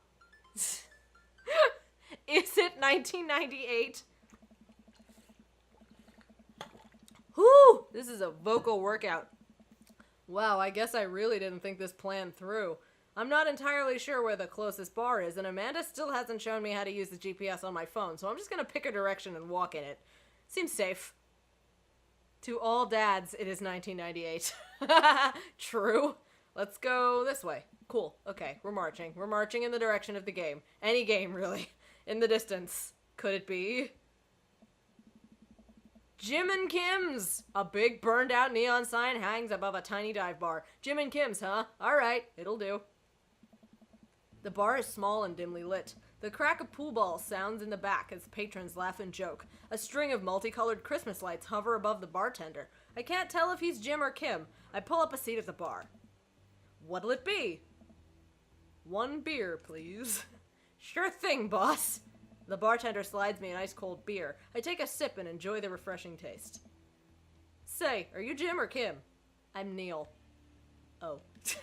I awkwardly turn my attention to the game, which is playing on one of the TVs on the wall. As luck would have it, my team of preference is not only playing, but is currently in the lead, which is always a good thing. The brightly colored mascot, which is some kind of animal, does cartwheels. I silently cheer on my favorite team, hoping that I don't get into any confrontational arguments with a fan of the opposing team. Several people in this bar are wearing the distinctive colors of the team I dislike, although I believe from their demeanor that, like me, the passion for their team is all in good fun. A middle-aged woman holding a nearly empty wine glass sidles up to the bar and sits uncomfortably close to me. Hey, sailor. Oh, hello. Good to see fresh meat in here. I'm Mary. Come here often? Oh no, I actually just moved to this part of town today. I'm Chad, by the way. Are you watching? What? Are you watching the game? Yeah, my preferred team is in the lead. If they keep this up, they'll win the game with ease. Oh, I love that team. And I also love that game. I love someone who knows their way around balls. I'm getting the impression that she's a little drunk. Buy a gal a drink? Should we do that? I mean, we're trying to meet people, right? Let's meet people. This is a people. I almost reluctantly signal the bartender and order Mary another glass of wine. Neil jokes back and forth with Mary. They're clearly friends, and this clearly isn't her first time doing this. She tips her glass at me. Suppose I gotta keep you company now. So, what do you want to know? What's your deal? Ooh, gossip, yes. You came to the right broad. I'm an observer. I watch people. I see everything, know everyone. Nothing gets past me. So what? I thought you were gonna... I forgot what we were talking about. About the gossip? You said nothing gets past you? Oh, right. I'm also a steel trap. Confidential to a fault. Cool. Good talk. So what else can you tell me about this part of town? It's quiet, that's for sure. If you want an idyllic little life with white picket fences, this is the place to do it. But every town has its secrets, you know. She takes a sip of her drink. That was a little too ominous for my taste. She leans closer. Would you like to learn some of my secrets? Oh boy. Maybe some other time? Suit yourself, sailor. Mary saunters off, setting her sights on the newest bar patron to enter. I happily watch the game over another beer. The game has gotten close in terms of points. A little too close to what I'm comfortable with. After a particularly skilled player scores a number of points for the other team, putting them in the lead, I hear an affirmative grunt from another man at the bar. Go team. It's the brooding man from the coffee spoon. Whoa, look at him! He's hot. Not even gonna... He's just hot. Alright. It's the brooding man from the coffee spoon. He sits alone, sipping whiskey and watching the game as well. Enjoying the game? I am now that we're winning. Oh, we must be rooting for different teams. In my opinion, my team is far superior. I have to disagree with that. Based on our win-loss record, I'd say that my team is superior. That's where you're wrong, since as it stands right now, my team is beating yours. The conversation ends there, and we both go back to silently rooting for our respective teams. The game is close, with both sides playing their hardest to win, but in the end, my team prevails. Quiet cheers ripple throughout the bar. I raise a respectful glass at the man drinking whiskey. He raises his in response. An unspoken truce is formed between us based on mutual love for the game. He motions to the bartender, who pours 2 glasses of whiskey. The man slides one over to me. The name's Robert. Thanks, I'm Chad. You must be new here. Mary already hit on you? Yeah. Robert chuckles. She's a peach. Well, you picked the best bar in town, as slimy as it is. You'll never find a better spot than Jim and Kim's. Is there actually a Jim or a Kim that runs this place? No, that'd be Neil. Neil waves from across the bar. Good guy, Neil. Not enough Neils in the world. This is true! I'm sorry. Thinking of Neil Gaiman, specifically. Okay. You a whiskey fella or a beer fella? Beer, but I'll drink most things. You like shots? I like shots. I love shots or shots fired. Don't like them. Well, this guy's drinking beer, which is already very unlike me. So, what else is unlike me? Shots. Thank God. Robert nods to Neil, who serves up 2 shots of whiskey. He hands one to me. Here's to your health. We take the shots. The whiskey burns going down, but I try my hardest to look tough. Wait, I think this is what making friends is. Okay, Chad, this guy's out of my friend league, but I think if I play my cards right, we'll be pals in no time.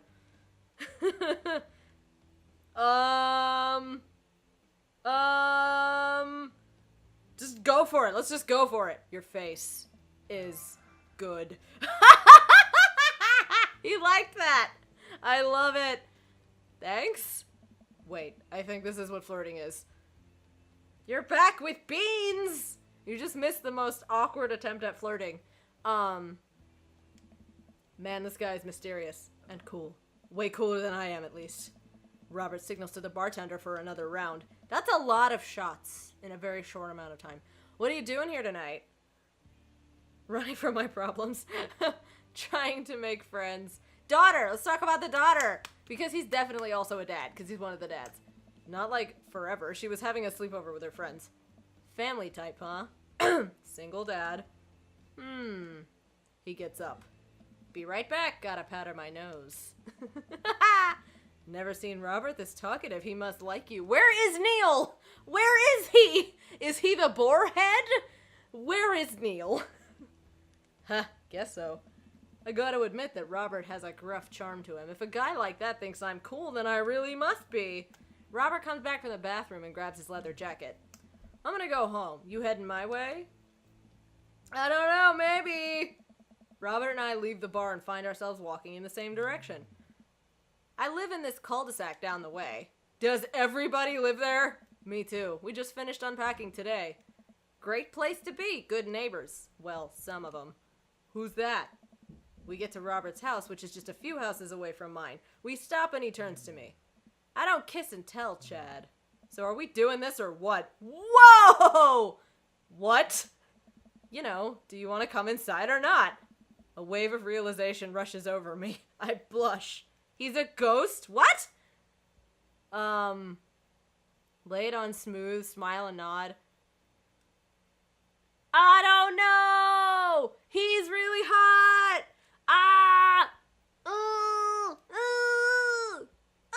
But I really like the coffee shop dad! Oh my god, no! I don't want to have to make a decision yet!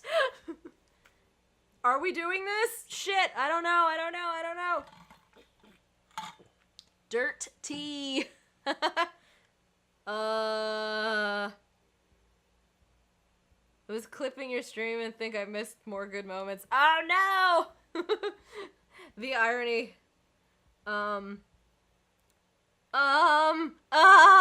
Smile and nod seems neutral.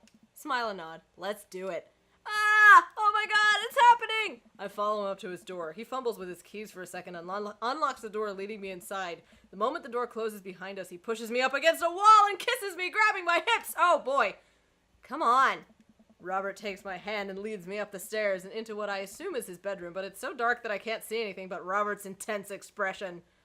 That is not neutral. I don't know. Oh my god. I hope I didn't ruin my chances with coffee shop dad already. He kisses me again and I can hear him shucking off his jacket. I clumsily take off mine too. His hands roam down my chest and suddenly he's tugging at my belt. This feels weird to be reading out loud. Oh god.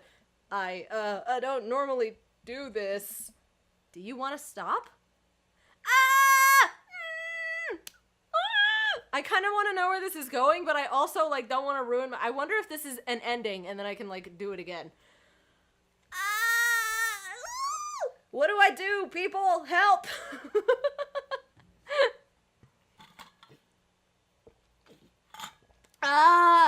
Fuck it. Let's commit. No. Good. Robert continues to unbuckle my belt and guides me to the bed. Let's have some fun. Screen goes black. Oh god! Oh god!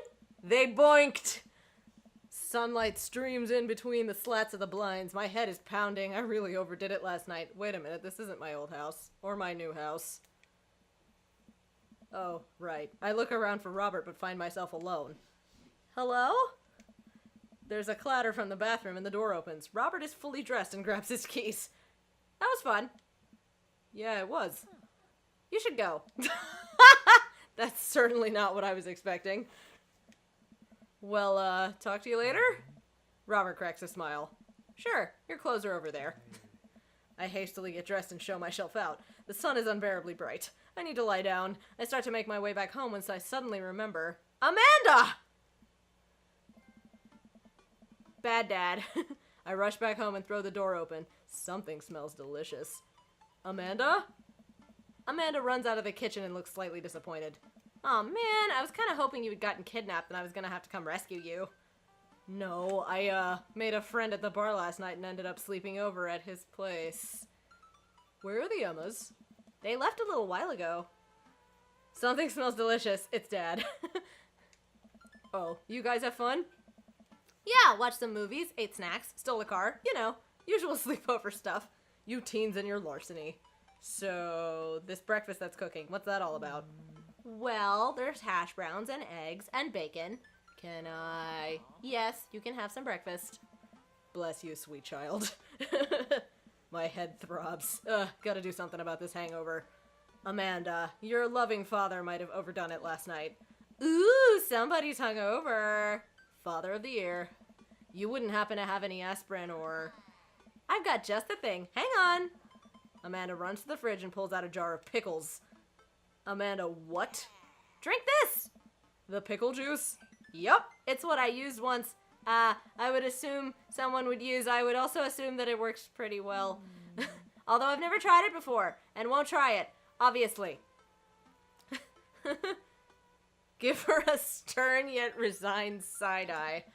I eye her suspiciously. I eye the jar of pickles even more suspiciously. This better work. I down a sip of the tart juice. No, more than that. Way more than that. I mean, I assume. Watch it, you. I drink more pickle juice and help myself to the delicious breakfast that Amanda has graciously allowed me to partake in. After inhaling some hash browns and dunking several pieces of bacon into runny egg yolk, I'm starting to feel a little better. Amanda grabs her backpack and keys. Well, gotta get to class. Don't forget the meeting with Mr. Vega, okay? He said it was important. Love ya! I'll be there. Knock 'em dead, kiddo. Always do. We do our secret handshake and she's off. I get a little work done at home before I glance at my watch and see that it's almost time for the meeting. I hop in the shower, change clothes, and head on my way, still a little hungover. Casual. Pet every dog! True. I arrive at Amanda's school and check in at the front desk. They give me a bright orange visitor sticker and send me on my way. I'm barely awake and feeling pretty haggard, but hopefully nobody will notice. I check my watch and I'm relieved to see that I'm only 2 minutes late. Wait, was it room 103 or 108? I spot a youth standing at his locker and approach him for help. Excuse me, do you know where Mr. Vega's classroom is? The youth turns around and looks me up and down with heavily lined eyes. Whoa. Sigh. Come on, kid, I'm late for a meeting. Mr. Who? Mr. Vega? I don't know, have you tried the exit? Whoa, bro. Okay, wise guy, you gonna help me or not? Fine.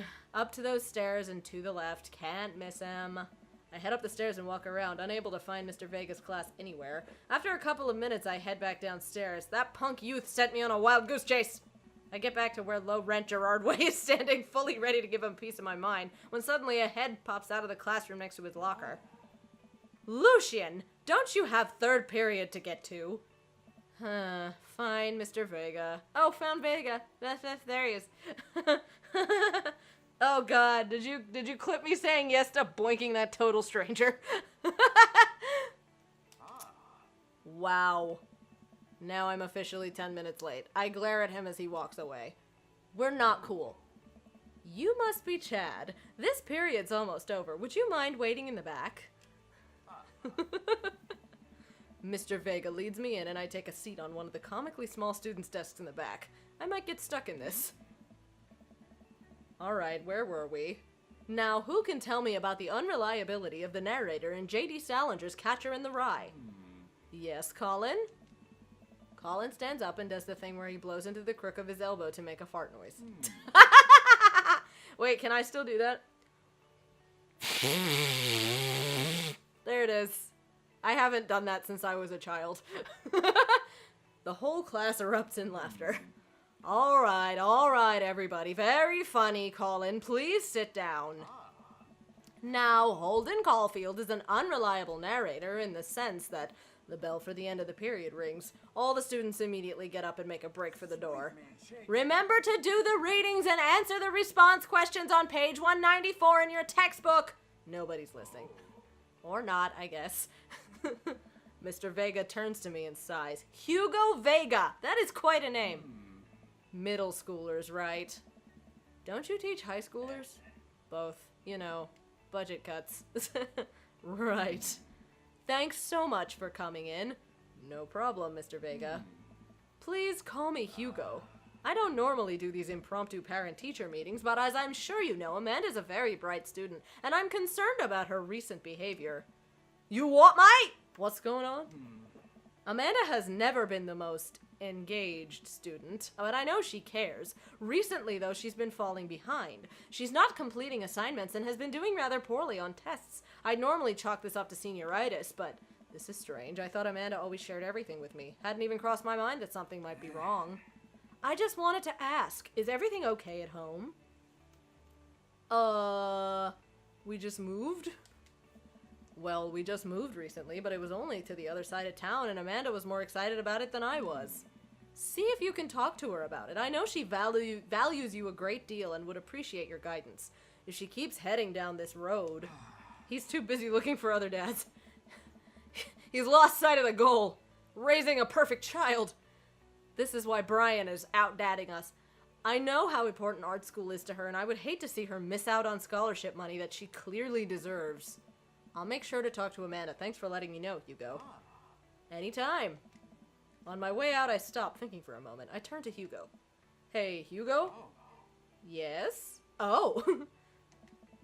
They ever catch that rye? Yes. Yay!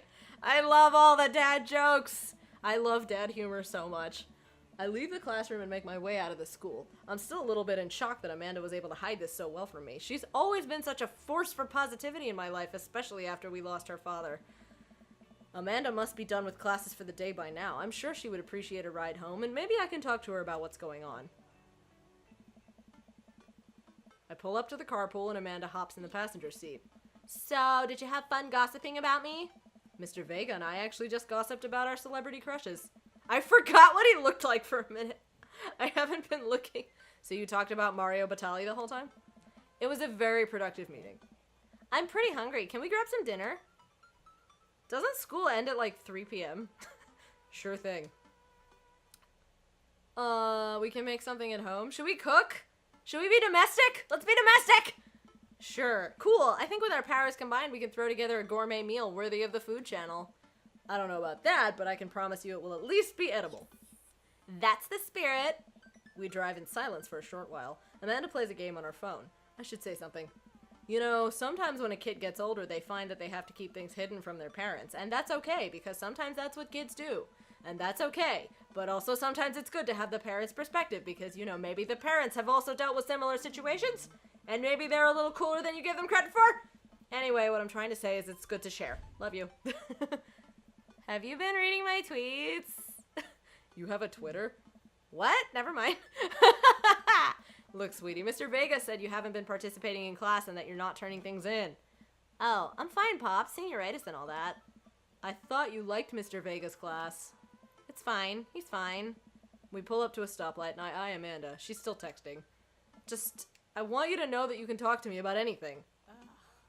Uh-huh. I can tell that whatever it is, she doesn't want me knowing about it. That's frustrating. I heard Emma R's going to that fancy art school in California. That's exciting. CalArts? Is it CalArts? I bet it's CalArts. They rejected me. Yep. Are you bummed that you guys aren't going to the same school? Yep. Amanda keeps texting. She stifles a laugh. What's so funny? I don't think you'd get it. Okay. Who you texting? Noah. Who's Noah? My friend. Does he go to your school? Yep. Do you like Noah? What? No! Dad! Ugh! I can't believe you would. Dad! I mean, geez. Why would you? Gross.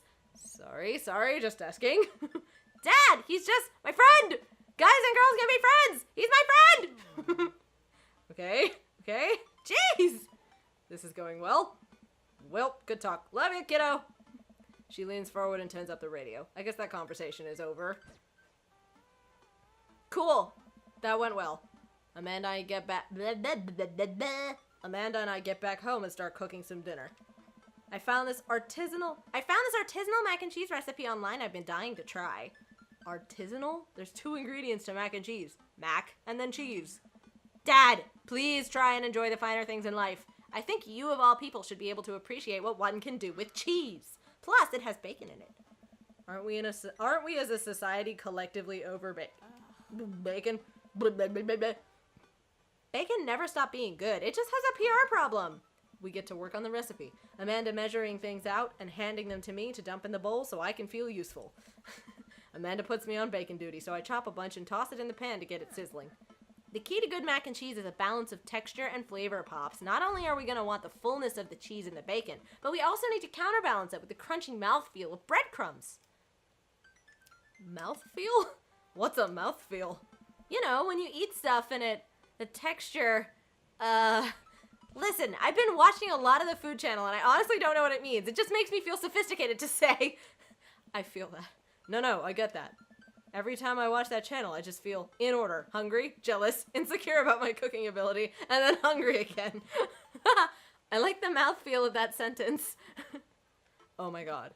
Amanda, mouthfeel isn't just about food. It's also about words that are fun to say. Gregarious. Ooh. Defenestrate. Wait, we should check on the bacon. Getting there. Starting to brown up. We don't want to burn the food. Cattywampus! Discombobulated! All of a sudden, the bacon burst into flames. I must have not been paying attention to how hot the pan was. It was fine! Fire! Oh god! Fire! I run around the kitchen looking for anything to put out the fire. I grab a cup of water and Amanda snatches it out of my hands. Nope. She puts it down and calmly grabs the lid from the pantry.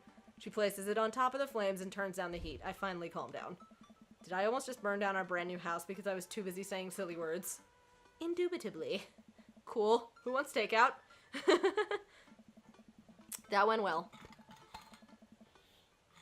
Amanda and I order some Chinese food and eat it on the couch of our new living room. She flips on the TV.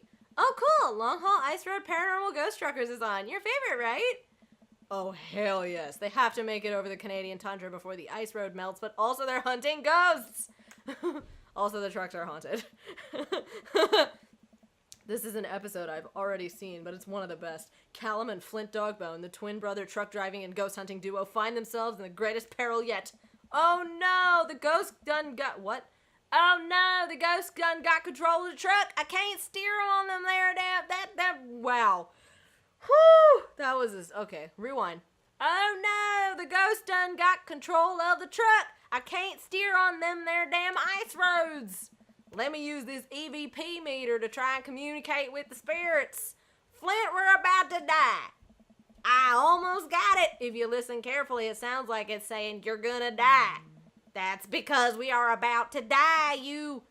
This is art. The episode ends and Amanda excuses herself to go and start arguments on the internet.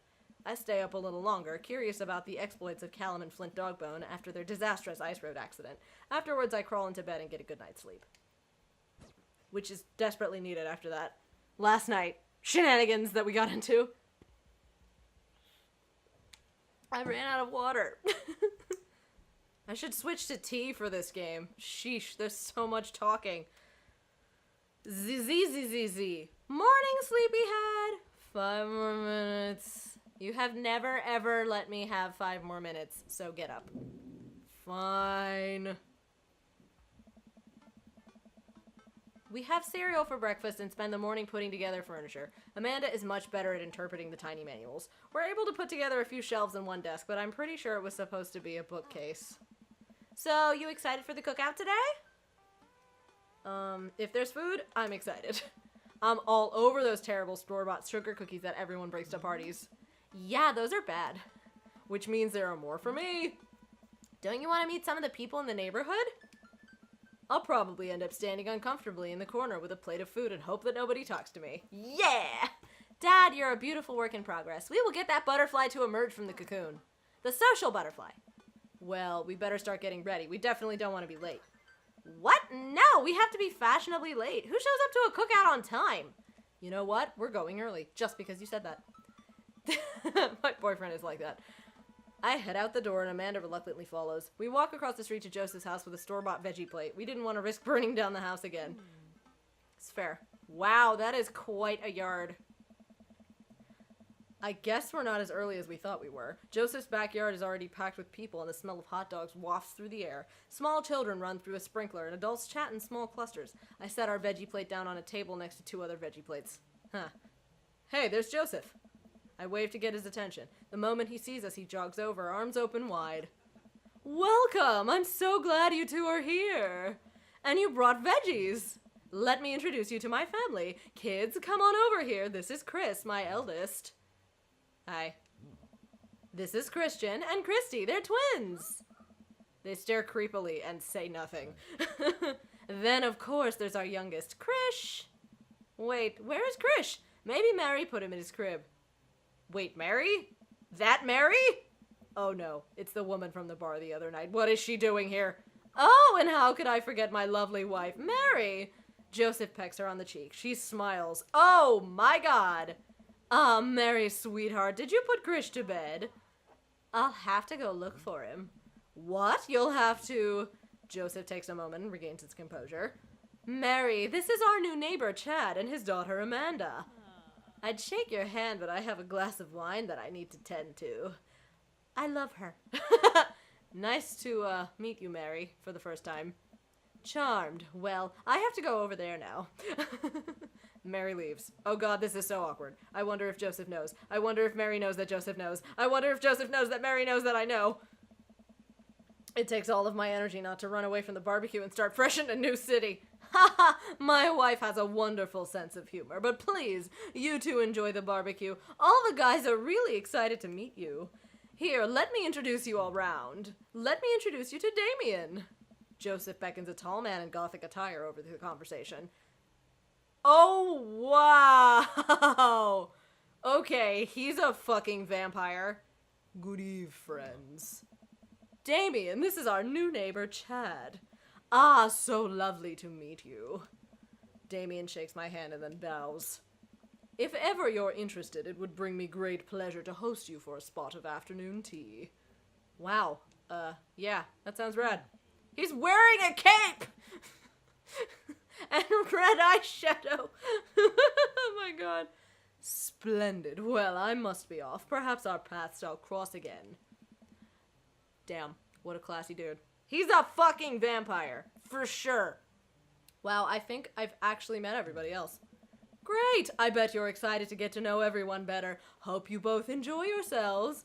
Amanda and I mill around and try some of the food spread out on the table. I pick at some deviled eggs. Amanda grabs a small paper plate and immediately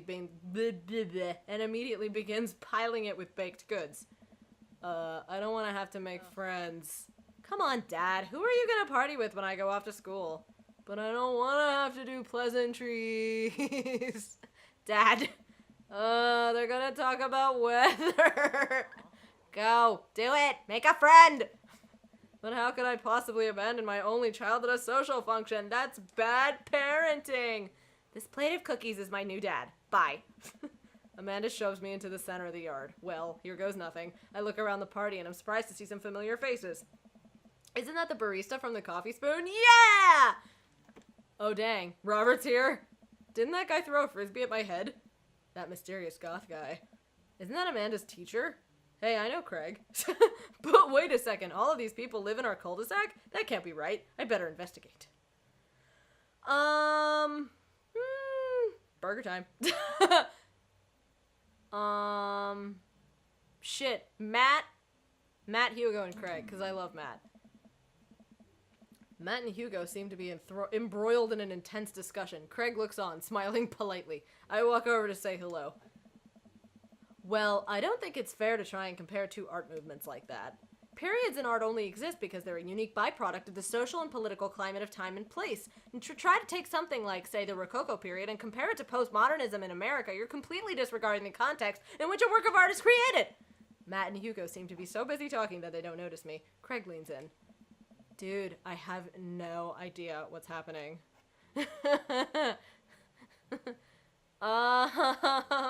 Matt and Hugo. The smart ones. Give me the smart ones with glasses. I mean, Craig, you're my bro, but I already know you. That kind of comparison just eliminates the reason art movements are so important in the first place. You're not wrong, but I think there's no harm in comparing one work of art to another. You could definitely say one painting is better than another if you're evaluating technical skill from a purely formalist standpoint. If I showed you a Matisse and then something by the Dutch masters, which one would you say shows more technical prowess? I am so lost right now. I shoot a worried glance over to Craig, who returns it. Well, sure, you could say that the Dutch masters were technically more skilled, but I would argue that while the Dutch masters were better painters, Matisse had better paintings overall. Artist dead. There's a lot of man on the screen right now. Yeah, that's right. Also a baby. Just for good measure. How do you mean? Well, that painting of that guy with the apple in front of his face is pretty nice. Matisse rocks. That's a Magritte. Right, Art. Sorry. You're fine, dude. We were just discussing the importance of context when talking about artwork. Listen, all I asked was if you like Van Gogh or Picasso better. What did I just knock over? Hugo throws up his hands in frustration. But they represent two completely different art movements. How could I possibly choose between the thick, creamy impasto of post-impressionism and the abstractionist beauty of cubism? Man, that's all way above my head. Me too. It's all good, man. The cool thing about art is that we all perceive it differently. A single piece can have a totally different effect on each person that looks at it, and that's awesome. Hi, Grim! Welcome to the stream, which is my daddy. I'm really into the coffee shop dad, but also a little bit Craig, but also a little bit Hugo because he's smart and he wears a bow tie. I can't decide. Ren convinced me to name my character Chad, though, so that's getting a little confusing. Just 1 minute about that. Hugo, please. Sorry. I get really fired up about art stuff. Me too! I appreciate you. Chad is a good daddy name. Chad, how are you liking the neighborhood? It's pretty nice. Everybody's been super friendly. Seems like your daughter is fitting in just fine. Matt points across the yard to where Amanda, Daisy, and another young girl are playing. They're all sitting cross-legged in the grass, picking leaves and weaving them into little flower crowns. It's pretty adorable. The girl I don't recognize jogs over to us. The cat shirt, yes! It was fate. It matched his hair, and I had to choose it. What is it, sweetheart? Oh, she's cute! Look at her glasses and her hair and her overalls. I love her. It's a flower crown. I thought you'd look cute in it. Well, there's only one way to find out. Matt takes the flower crown and places it on top of his head. Ah! I love him. Am I cool now? The girl stares at him, thinking it over. No, but you're slightly less uncool than you were before you put it on. Hey, Chad, this is my daughter. Hello. I'm Carmencita. I'm Carmencita. Carmencita. My brain wants to read that as Carmenista, which is not a thing. Amanda comes over with Daisy in tow. Dad, look, I'm making friends. Are you making friends? You better be making friends. Yeah, actually, Amanda, you remember the cool barista from the coffee shop, and my old college friend, and, your teacher. Oh, hi, Mr. Vega. I didn't realize we were neighbors. Yup. Oh! I like his voice clip. You still gonna get me that overdue term paper? Great seeing you! Amanda finger guns her way out of the conversation like a chimp. She learned the finger guns move from me. I'm very proud. She's definitely a charmer. Speaking of which, where did my son go? Hugo looks around the party. He must finally spot him because his eyes go wide. Ernest! Ernest Hemingway Vega, are you smoking? Are you fucking serious? Ernest is holding a lit cigarette. Nope. I see Ernest across the way. He casually takes a long drag of his cigarette and then flicks it into a gutter. Unbelievable. Excuse me. Hugo marches over to Ernest and I turn my attention to Matt and Craig. Kids, right? Man, I do not envy Hugo. The last barbecue we had, Ernest tried to shove a sparkler down Joseph's pants. Nearly burned down half the yard. And the barbecue we had before that, he actually burned down half the yard. And then it spread onto my lawn and it burned down half my yard too. Hugo walks back over to us. Wow, look at that child. Oh my god. Whoa. Talk about rebel without a cause. His eyes are so almost closed, you cannot see his pupils anymore. They're just, it's just the whites down there. Woo! Hugo walks back over to us, practically dragging Ernest behind him.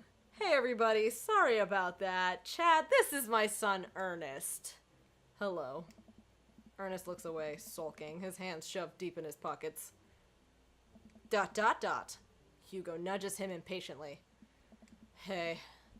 Nice. There are his eyes! Nice to meet you, Ernest. What grade are you in? Does it matter? Ernest! Okay, I'm in 8th grade. God, are you happy now? I'm sure you were just dying to know. Yeah, good for you. Can I go now? I'm tired of talking to the old dudes who blame my generation for the failing economy. Okay. Ouch. Ernest! Oh yeah, because I'm totally embarrassing you. Ernest puts his earbuds in and storms off to stand in the corner. Well, that was certainly something. He seems nice. Hugo puts his head in his hands and sighs. I'm so sorry. He's having a really rough time. As much as I want to be the cool dad, I have to be the authoritarian dad, and he clearly resents me for it.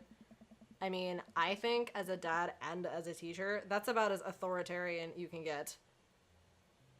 Oh boy. Hi, JT Grimm. Daddy. Yes, daddy indeed. 4 daddies, in fact, including myself. Honestly, are any of us cool dads? Is it even possible to be a cool dad? I'm not a normal dad. I am a cool dad. You want some snacks? A condom? What? I'm as cool as a cucumber. See, that right there. You can't say that. My kids think I'm cool. But for how long, Craig? How long do we get to be the cool dads? I don't know. I think we just have to accept the fact that as dads, we've become the machine we once raged against and accept our fate to unironically wear socks with sandals. Your kids may think you're cool now, but the moment they hit puberty, you're doomed. Would be funnier if this was being narrated in a Danny DeVito voice. Oh my god, that would actually blow out my voice so bad. I'm already having enough trouble. Amanda's 18 and she still thinks I'm cool. I yell across the yard to my daughter. Amanda, I'm cool, right? Amanda just laughs. She keeps laughing. I see your point. As much as we all want it, I don't think it's as important to be a cool dad as it is to be a good dad. We can't all be best friends with our kids. It just doesn't work. I mean, look at me and Ernest. Give your best Danny DeVito impression. I have to think, what does he sound like? My voice is a little blown out. I don't know how well I could do at any impressions right now. Our job as parents is to make sure our kids turn out okay. Yeah, you're right, but it'd be nice to have it both ways. Hearing these guys talk about this makes me think of my relationship with Amanda. This is a terrible impression. We get along so well, but there might come a time when it won't be like that. Is college when that happens? This is just a really shitty, like, bad fake New York accent. This is not a Danny DeVito impression. I can't do that anymore, also. That was really painful. Don't let us eat up your time, Chad. Go and meet some of the other people around the neighborhood. No, come back. Robert and Brian? Sure. Yeah, let's have that happen. The two polar opposite looking dads.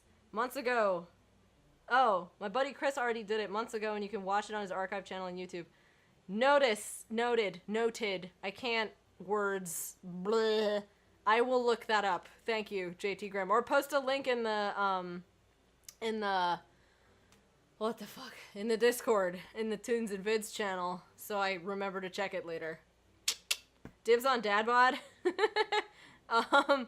Yeah, you can have dad bod.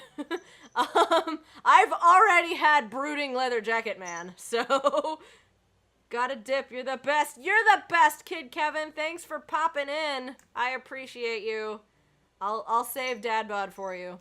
I walk over to Robert and Brian, who are chatting over drinks, determined not to be weird about what happened that night. I hope Robert feels the same. Hey guys. Chad, how the heck are ya? Settling into the neighborhood all right? Oh, you betcha. Got the living room in order at least. That's great to hear. I've been doing some living room work as well. Finally got the 50-inch in there. The game looks great in high def. Oh boy. Chad, have you met Robert yet? Yes, I believe we've met. Briefly. ... Hey. Robert takes a long sip of whiskey. Robert robotically extends a hand. I shake it as he stares unblinkingly into my eyes. Oh god, what does it mean? How's it going? It's good. Robert focuses on the whiskey he's holding. He takes a long sip. In theory, don't they all have dad bod? This is true, because they are all dads. So every bod of a dad is a dad bod. Respect. Great! Look at my friends becoming friends. Us dads gotta stick together, you know. Us dads. Robert has a kid? Oh, I didn't know you had kids. Robert continues to stare at me. Jesus, does this guy ever blink? Did I make a mistake? Yup. Cool. That's cool. We stand in incredibly uncomfortable silence for several moments until... We gotta get off this haunted truck! Oh no, the ghost locked the doors! Daisy and Amanda run up to us, thank God. Quick, hit the emergency escape button! But trucks don't have emergency escape buttons! That's not how you improv. Then hit the brake, I guess. And then we'll get out of the truck. The imaginary truck. Anyway, we're safe from the ghosts, but how will we ever survive this Arctic tundra? Daisy, you might have to eat me. Are you prepared to do that? I'm prepared to do anything to survive! That's cold-blooded. I like that. Although I'm not sure I have the materials required to properly cook you.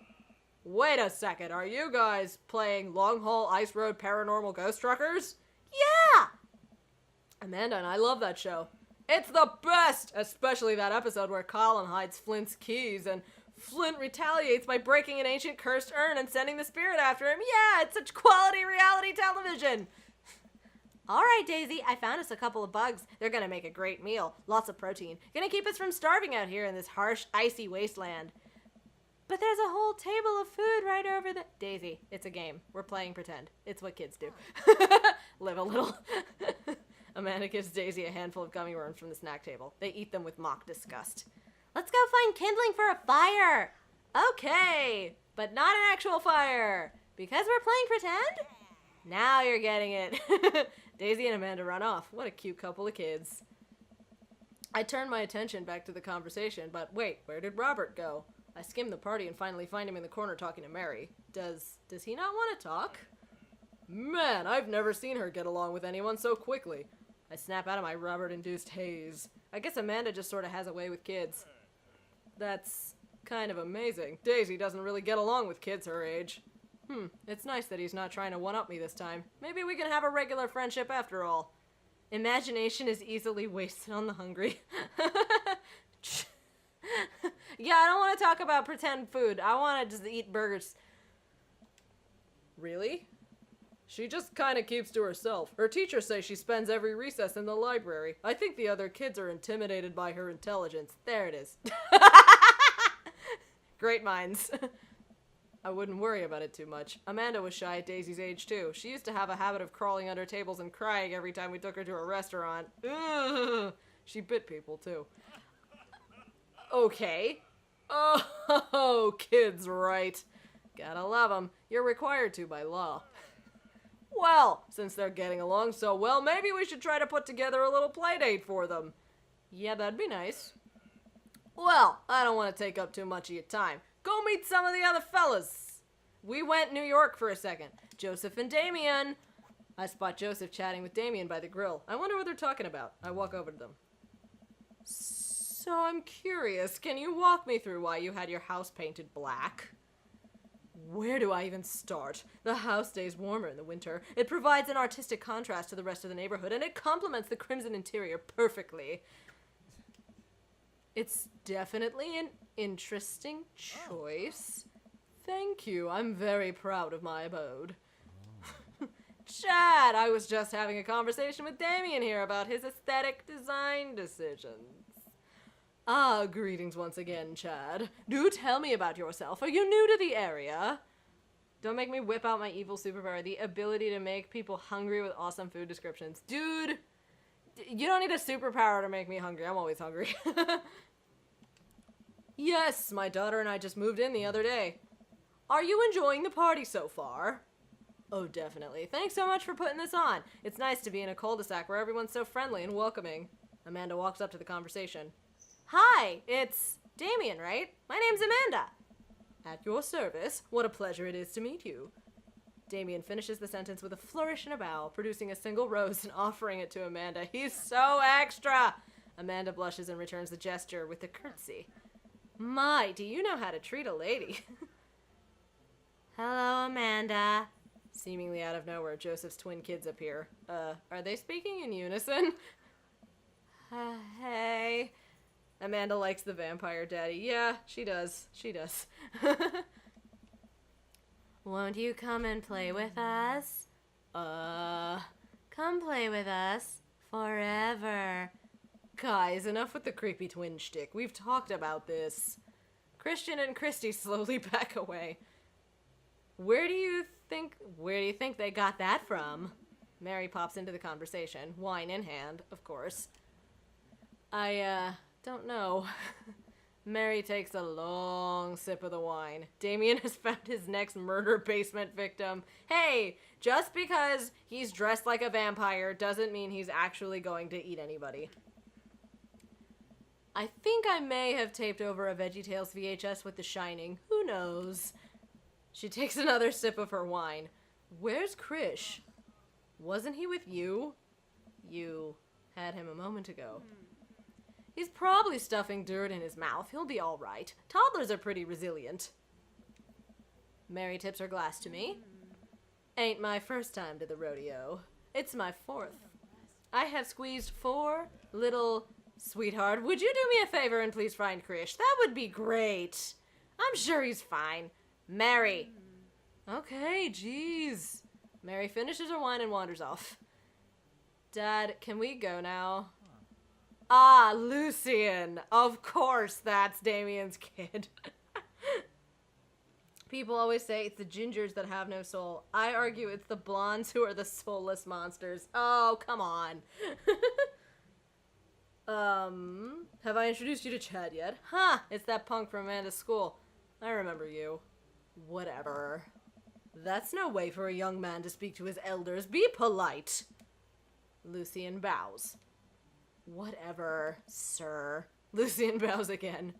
Mr. Christensen, may I have a veggie burger, sir? Coming right up, bud. Are you vegetarian? Yup. Make that 2 veggie burgers. Did you know that some people in the Victorian area were vegetarians? They described carnivorous type people as bloodlappers. He birthed little Peep. Dad. That's really interesting, Damien. Joseph turns to the grill. Just a hint of a tattoo peeks out from under his sleeve. I can't believe I didn't notice it before. It looks like the bottom of an anchor. Whoa, is that a tattoo? Mary's vag has to be like a raft-sized water slide. That's not how that works. Come on, JT Grimm. That's not cool. Yup, I wasn't always a youth pastor, you know. That's so cool. Want to see mine? What? Lucian pulls back some rubber bracelets revealing a lopsided 666 in black ink. My buddy gave me a stick and poke tattoo last week. I think it's healing up pretty good. Lucian! We'll talk about this later. That's pretty cool. What's the significance of the tattoo? I don't know. I just thought it looked sick. Well, in my opinion, the only reason you need to get a tattoo is because you want one. Careful, though. That number carries weight. Man, Joseph is a way cooler youth pastor than I thought. I just figured youth pastors popped out of the womb with a Bible. I wonder what he did before preaching. And without further ado, let's work some magic. Joseph closes his eyes, takes a deep breath, and gets to work. With the greatest of ease, he sets the patties on the grill, flourishing as he flips his spatula in the air. It's easily some of the best grill work I've ever seen. You guys think this is my first time in front of a grill?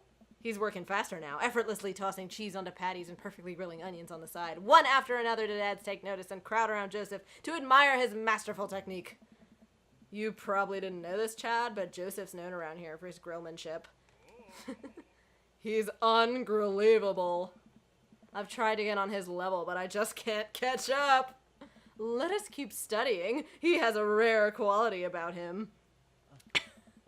Mustard, we keep talking about this. Can't we just appreciate the artist? I've never seen him make a mistake. Okay, we need to stop. This is getting too cheesy. Please stop! No, never stop! I love the dad puns. All of the children at the party boo the glorious display of puns in unison. Alright guys, the food's ready. Please form an orderly barbecue. Amanda groans. We all grab our food and hang out, enjoying perfectly cooked cheeseburgers. Man, it is so wild how all of us dads live in the same cul-de-sac. Kinda nice, isn't it? It feels like there's a real community here. Totally helps when you're just a single dad trying to raise a kid. We're happy to have you here, man. I think you're gonna like this neighborhood a lot. Plus, Amanda seems to be getting along with all the kids. If she decides to get into the babysitting game, she'll really make a killing. Hey, why don't you add us all on Dad Book? You what? Dad puns are too strong. Head explodes.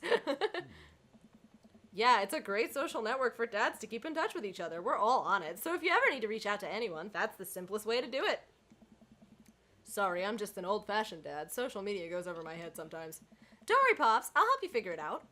The rest of the barbecue goes smoothly. We all trade stories and drink beers. Our kids play on the lawn. Amanda breaks up a fight between Carmencita and those weird twins. I think they wanted her soul. Casual. Amanda and I walk back to our place as the sun sets over the neighborhood. Pretty fun party, don't you think? I mean, I got a burger in me.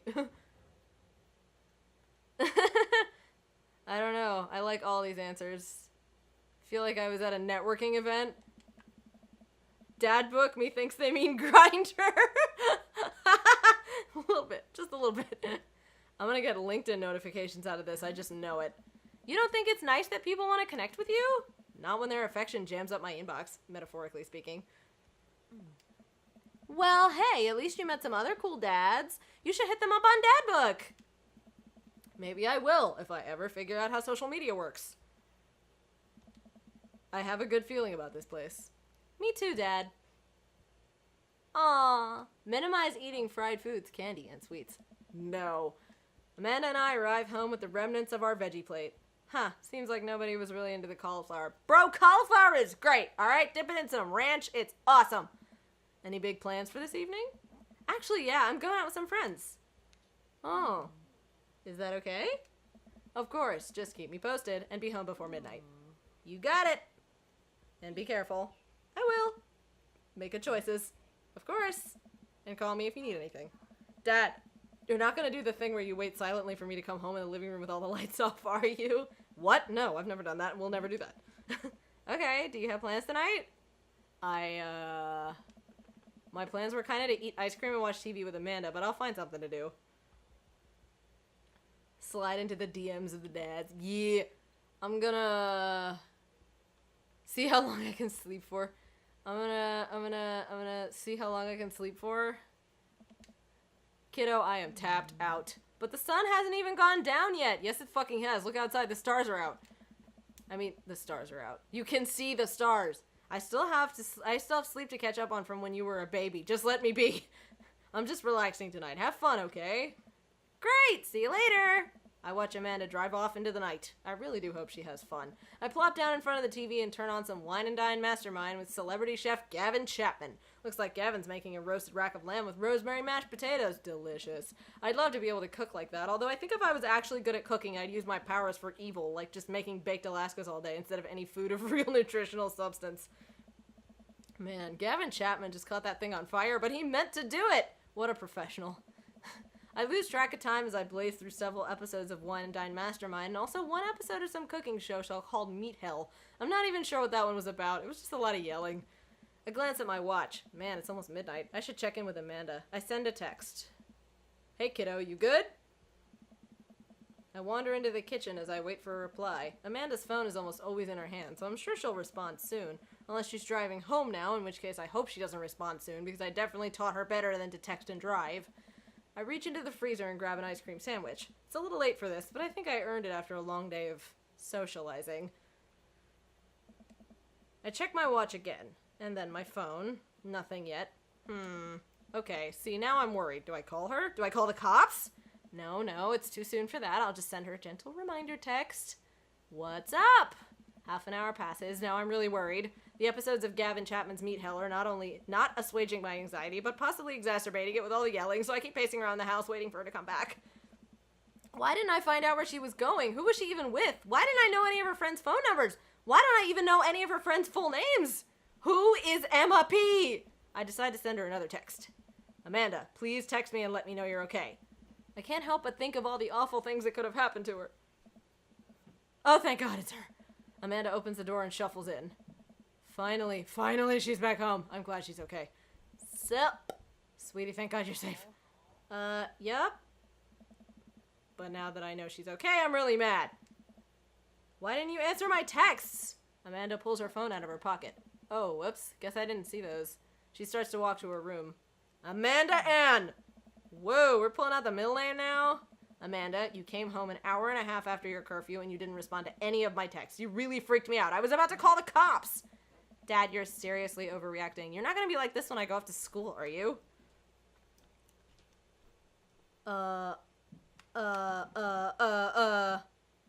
one. You weren't responding and it was just like when your dad... I have to stop myself from tearing up. Oh, God! Oh, Dad, I didn't mean to. I sit down on the couch and put my head in my hands. I feel very tired all of a sudden. You really scared me. Just please don't do that again.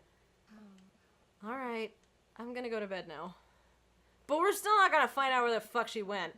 Amanda closes the door to her room and I head to mine. Jeez. As I'm falling asleep, one thing she said keeps echoing in my mind. You're not gonna be like this when I go off to school, are you? I definitely didn't sleep well last night. I brew some strong coffee and make some scrambled eggs for Amanda as a peace offering. She eventually wanders into the kitchen. Hey, I thought about what you said last night. I should have texted you. I said I was gonna do it and I didn't. I honestly just didn't even think about it. Dad behavior like this leads to two things: teen pregnancy or parental-induced OCD. Oh dear. I had a helicopter mom growing up, and I turned out okay. Right? I'm really sorry, Pops. I won't do it again. Well... Good? I'm gonna go with good. Now that I'm, like, not a teenager anymore, I'm kind of siding with the worried parent here. Alright. Want some eggs? You know it. Sprinkle some cheese on them? Already did. Bless you. Amanda scarfs down the eggs in the time it takes me to wash the pan. Alright, off to school. Smell you later. Wait, one more thing before you go. What? What's Dad Book? It's a social media platform. Wait. What? What's a social media platform? Dad, I have to go to school. Come on, Amanda. I'm an old man. I can't put together a Dad Book profile on my own. Alright, I'll help you sound interesting on the internet. Amanda spends the next couple minutes setting up my profile on Dad Book, which, as it turns out, is a place where dads can get together and talk about fatherhood. Alright, Pops, we gotta fill out your profile. Let's get some likes and dislikes. Oh boy. On a Friday night, you are most likely to... polish and sort my coin collection, Netflix and grill, baby. Fall asleep watching the History Channel. He wasn't worried enough. He should have known where she was and who she was with. Once you side with the worried parent, you quickly put yourself at risk of becoming one. Dude, you inherit that shit. You can't escape it no matter how hard you try. Torment my children with dad puns. Sink into blissful oblivion. Sleep. Fall asleep watching the History Channel, honestly. If you had one thing to take with you on a desert island, what would it be? This is totally fucking Grindr. This is not like a Facebook analog. Trusty Grill, The Lost Shaker of Salt, Castaway on DVD for instructional purposes, a boat, obviously. Yeah. What are your turn-ons? Strong dad arms, tennis shoes with white socks, a well-manicured lawn, street smarts, top-tier grillmanship, comfortable with crying. Oh my god, I'm shedding again. Comfortable with crying? No, strong dad arms. What did you want to be when you grew up? Technical writer, Salty boat captain. Pro skater who is also an astronaut. The president of space. Is that a Ninja Sex Party lyric? No. No, it's not. I'm thinking of He Invented Space.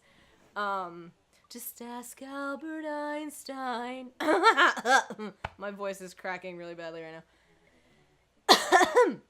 Me. Just ask Albert Einstein. He invented space. What's your favorite movie genre? Anything on Laserdisc? Old comedies that haven't aged well. Difficult choice. Sean Connery. Rom-coms. I don't like rom-coms. Probably this one. What's your ideal date? Napping, doing a puzzle, eating a healthy dinner at 4 p.m., trying to geocache but getting hopelessly lost. Arson, being emotionally vulnerable. Napping together. What do you never leave home without? A sensible cardigan, my sick vape, my book of word jumbles, a cool knife, my low self-esteem. I frequently forget my phone, keys, and wallet at home sometimes. This is difficult. I'm forgetful. It happens. I spend a lot of time thinking about conspiracy theories, how proud I am of my child, potential ends of the world, if I'll ever be able to love myself as much as I love my grill. When can I next get a cup of coffee? Lawnmower modifications. Strong dad arms like strong elephant tree trunks covered in tattoos and thick hair like a bear. Yeah. How proud I am of my child. Profile complete! See, that wasn't so bad. Yeah, that was actually kind of fun. I could totally spend all day on here just looking at people's profiles. You should message one of them, or more than one of them. All of these dads seem pretty interesting. Okay, I promise I'll make some friends. Amanda gives me a hug. Go get him, Dad! Eat a balanced meal every... Oh my god. We've got dad book! We have a message. Why does she have a dad book? Dad Manda. Hi, Chad. It's me, your dear old friend from way back in the day, Dad Manda. I'm delighted to see you signed up for Dad Book. They recently added this exciting new messenger service, so you may find yourself receiving messages from other dads like myself. Take care not to miss them. Amanda, is that you? What are you doing on Dad Book? All your information has been sold to China now. It's fine. Why, Chad, I never. We've known each other since business school. How could you possibly confuse me for your amazing and talented and easy to buy things for a daughter? Though I am, of course, flattered. You should buy Amanda more things. Amanda, you know I didn't go to business school. I barely even managed to get my degree. Wait. No. Wow. I didn't say that. You never heard that. This is gold. I was a great student, I swear. I graduated at the top of my class because I worked hard and ate all my vegetables. Totally holding on to this for later. Wait, do you even remember what I majored in? I declined to comment. Cool.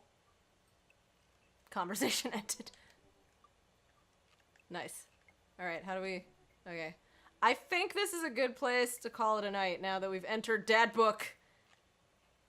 Oh, I love this UI animation. Oh, it's so good. It's so good. It's beautiful. I love the way that their hair kind of fades into the background. I'm just geeking out over this design right now. Sorry. Amanda clearly uses Dad Book to troll for sugar daddies. Oh, boy.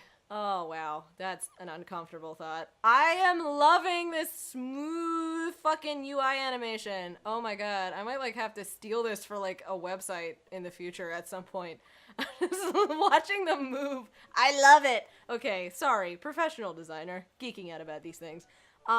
Since my voice is totally blown out and it seems like we're in a good stopping point, let's call it a night. We'll come back to Dream Daddy next Tuesday. And we have Dad Book, so we have free reign to speak to all of the dads. And yeah, thanks for joining me, everybody. I appreciate all of you. And I'll see you on Thursday for Final Fantasy X if you're into that sort of thing. Or next Tuesday for more Dream Daddy, because I know you're into that sort of thing. Yeah, good night, everybody. Peace, love, geekdom.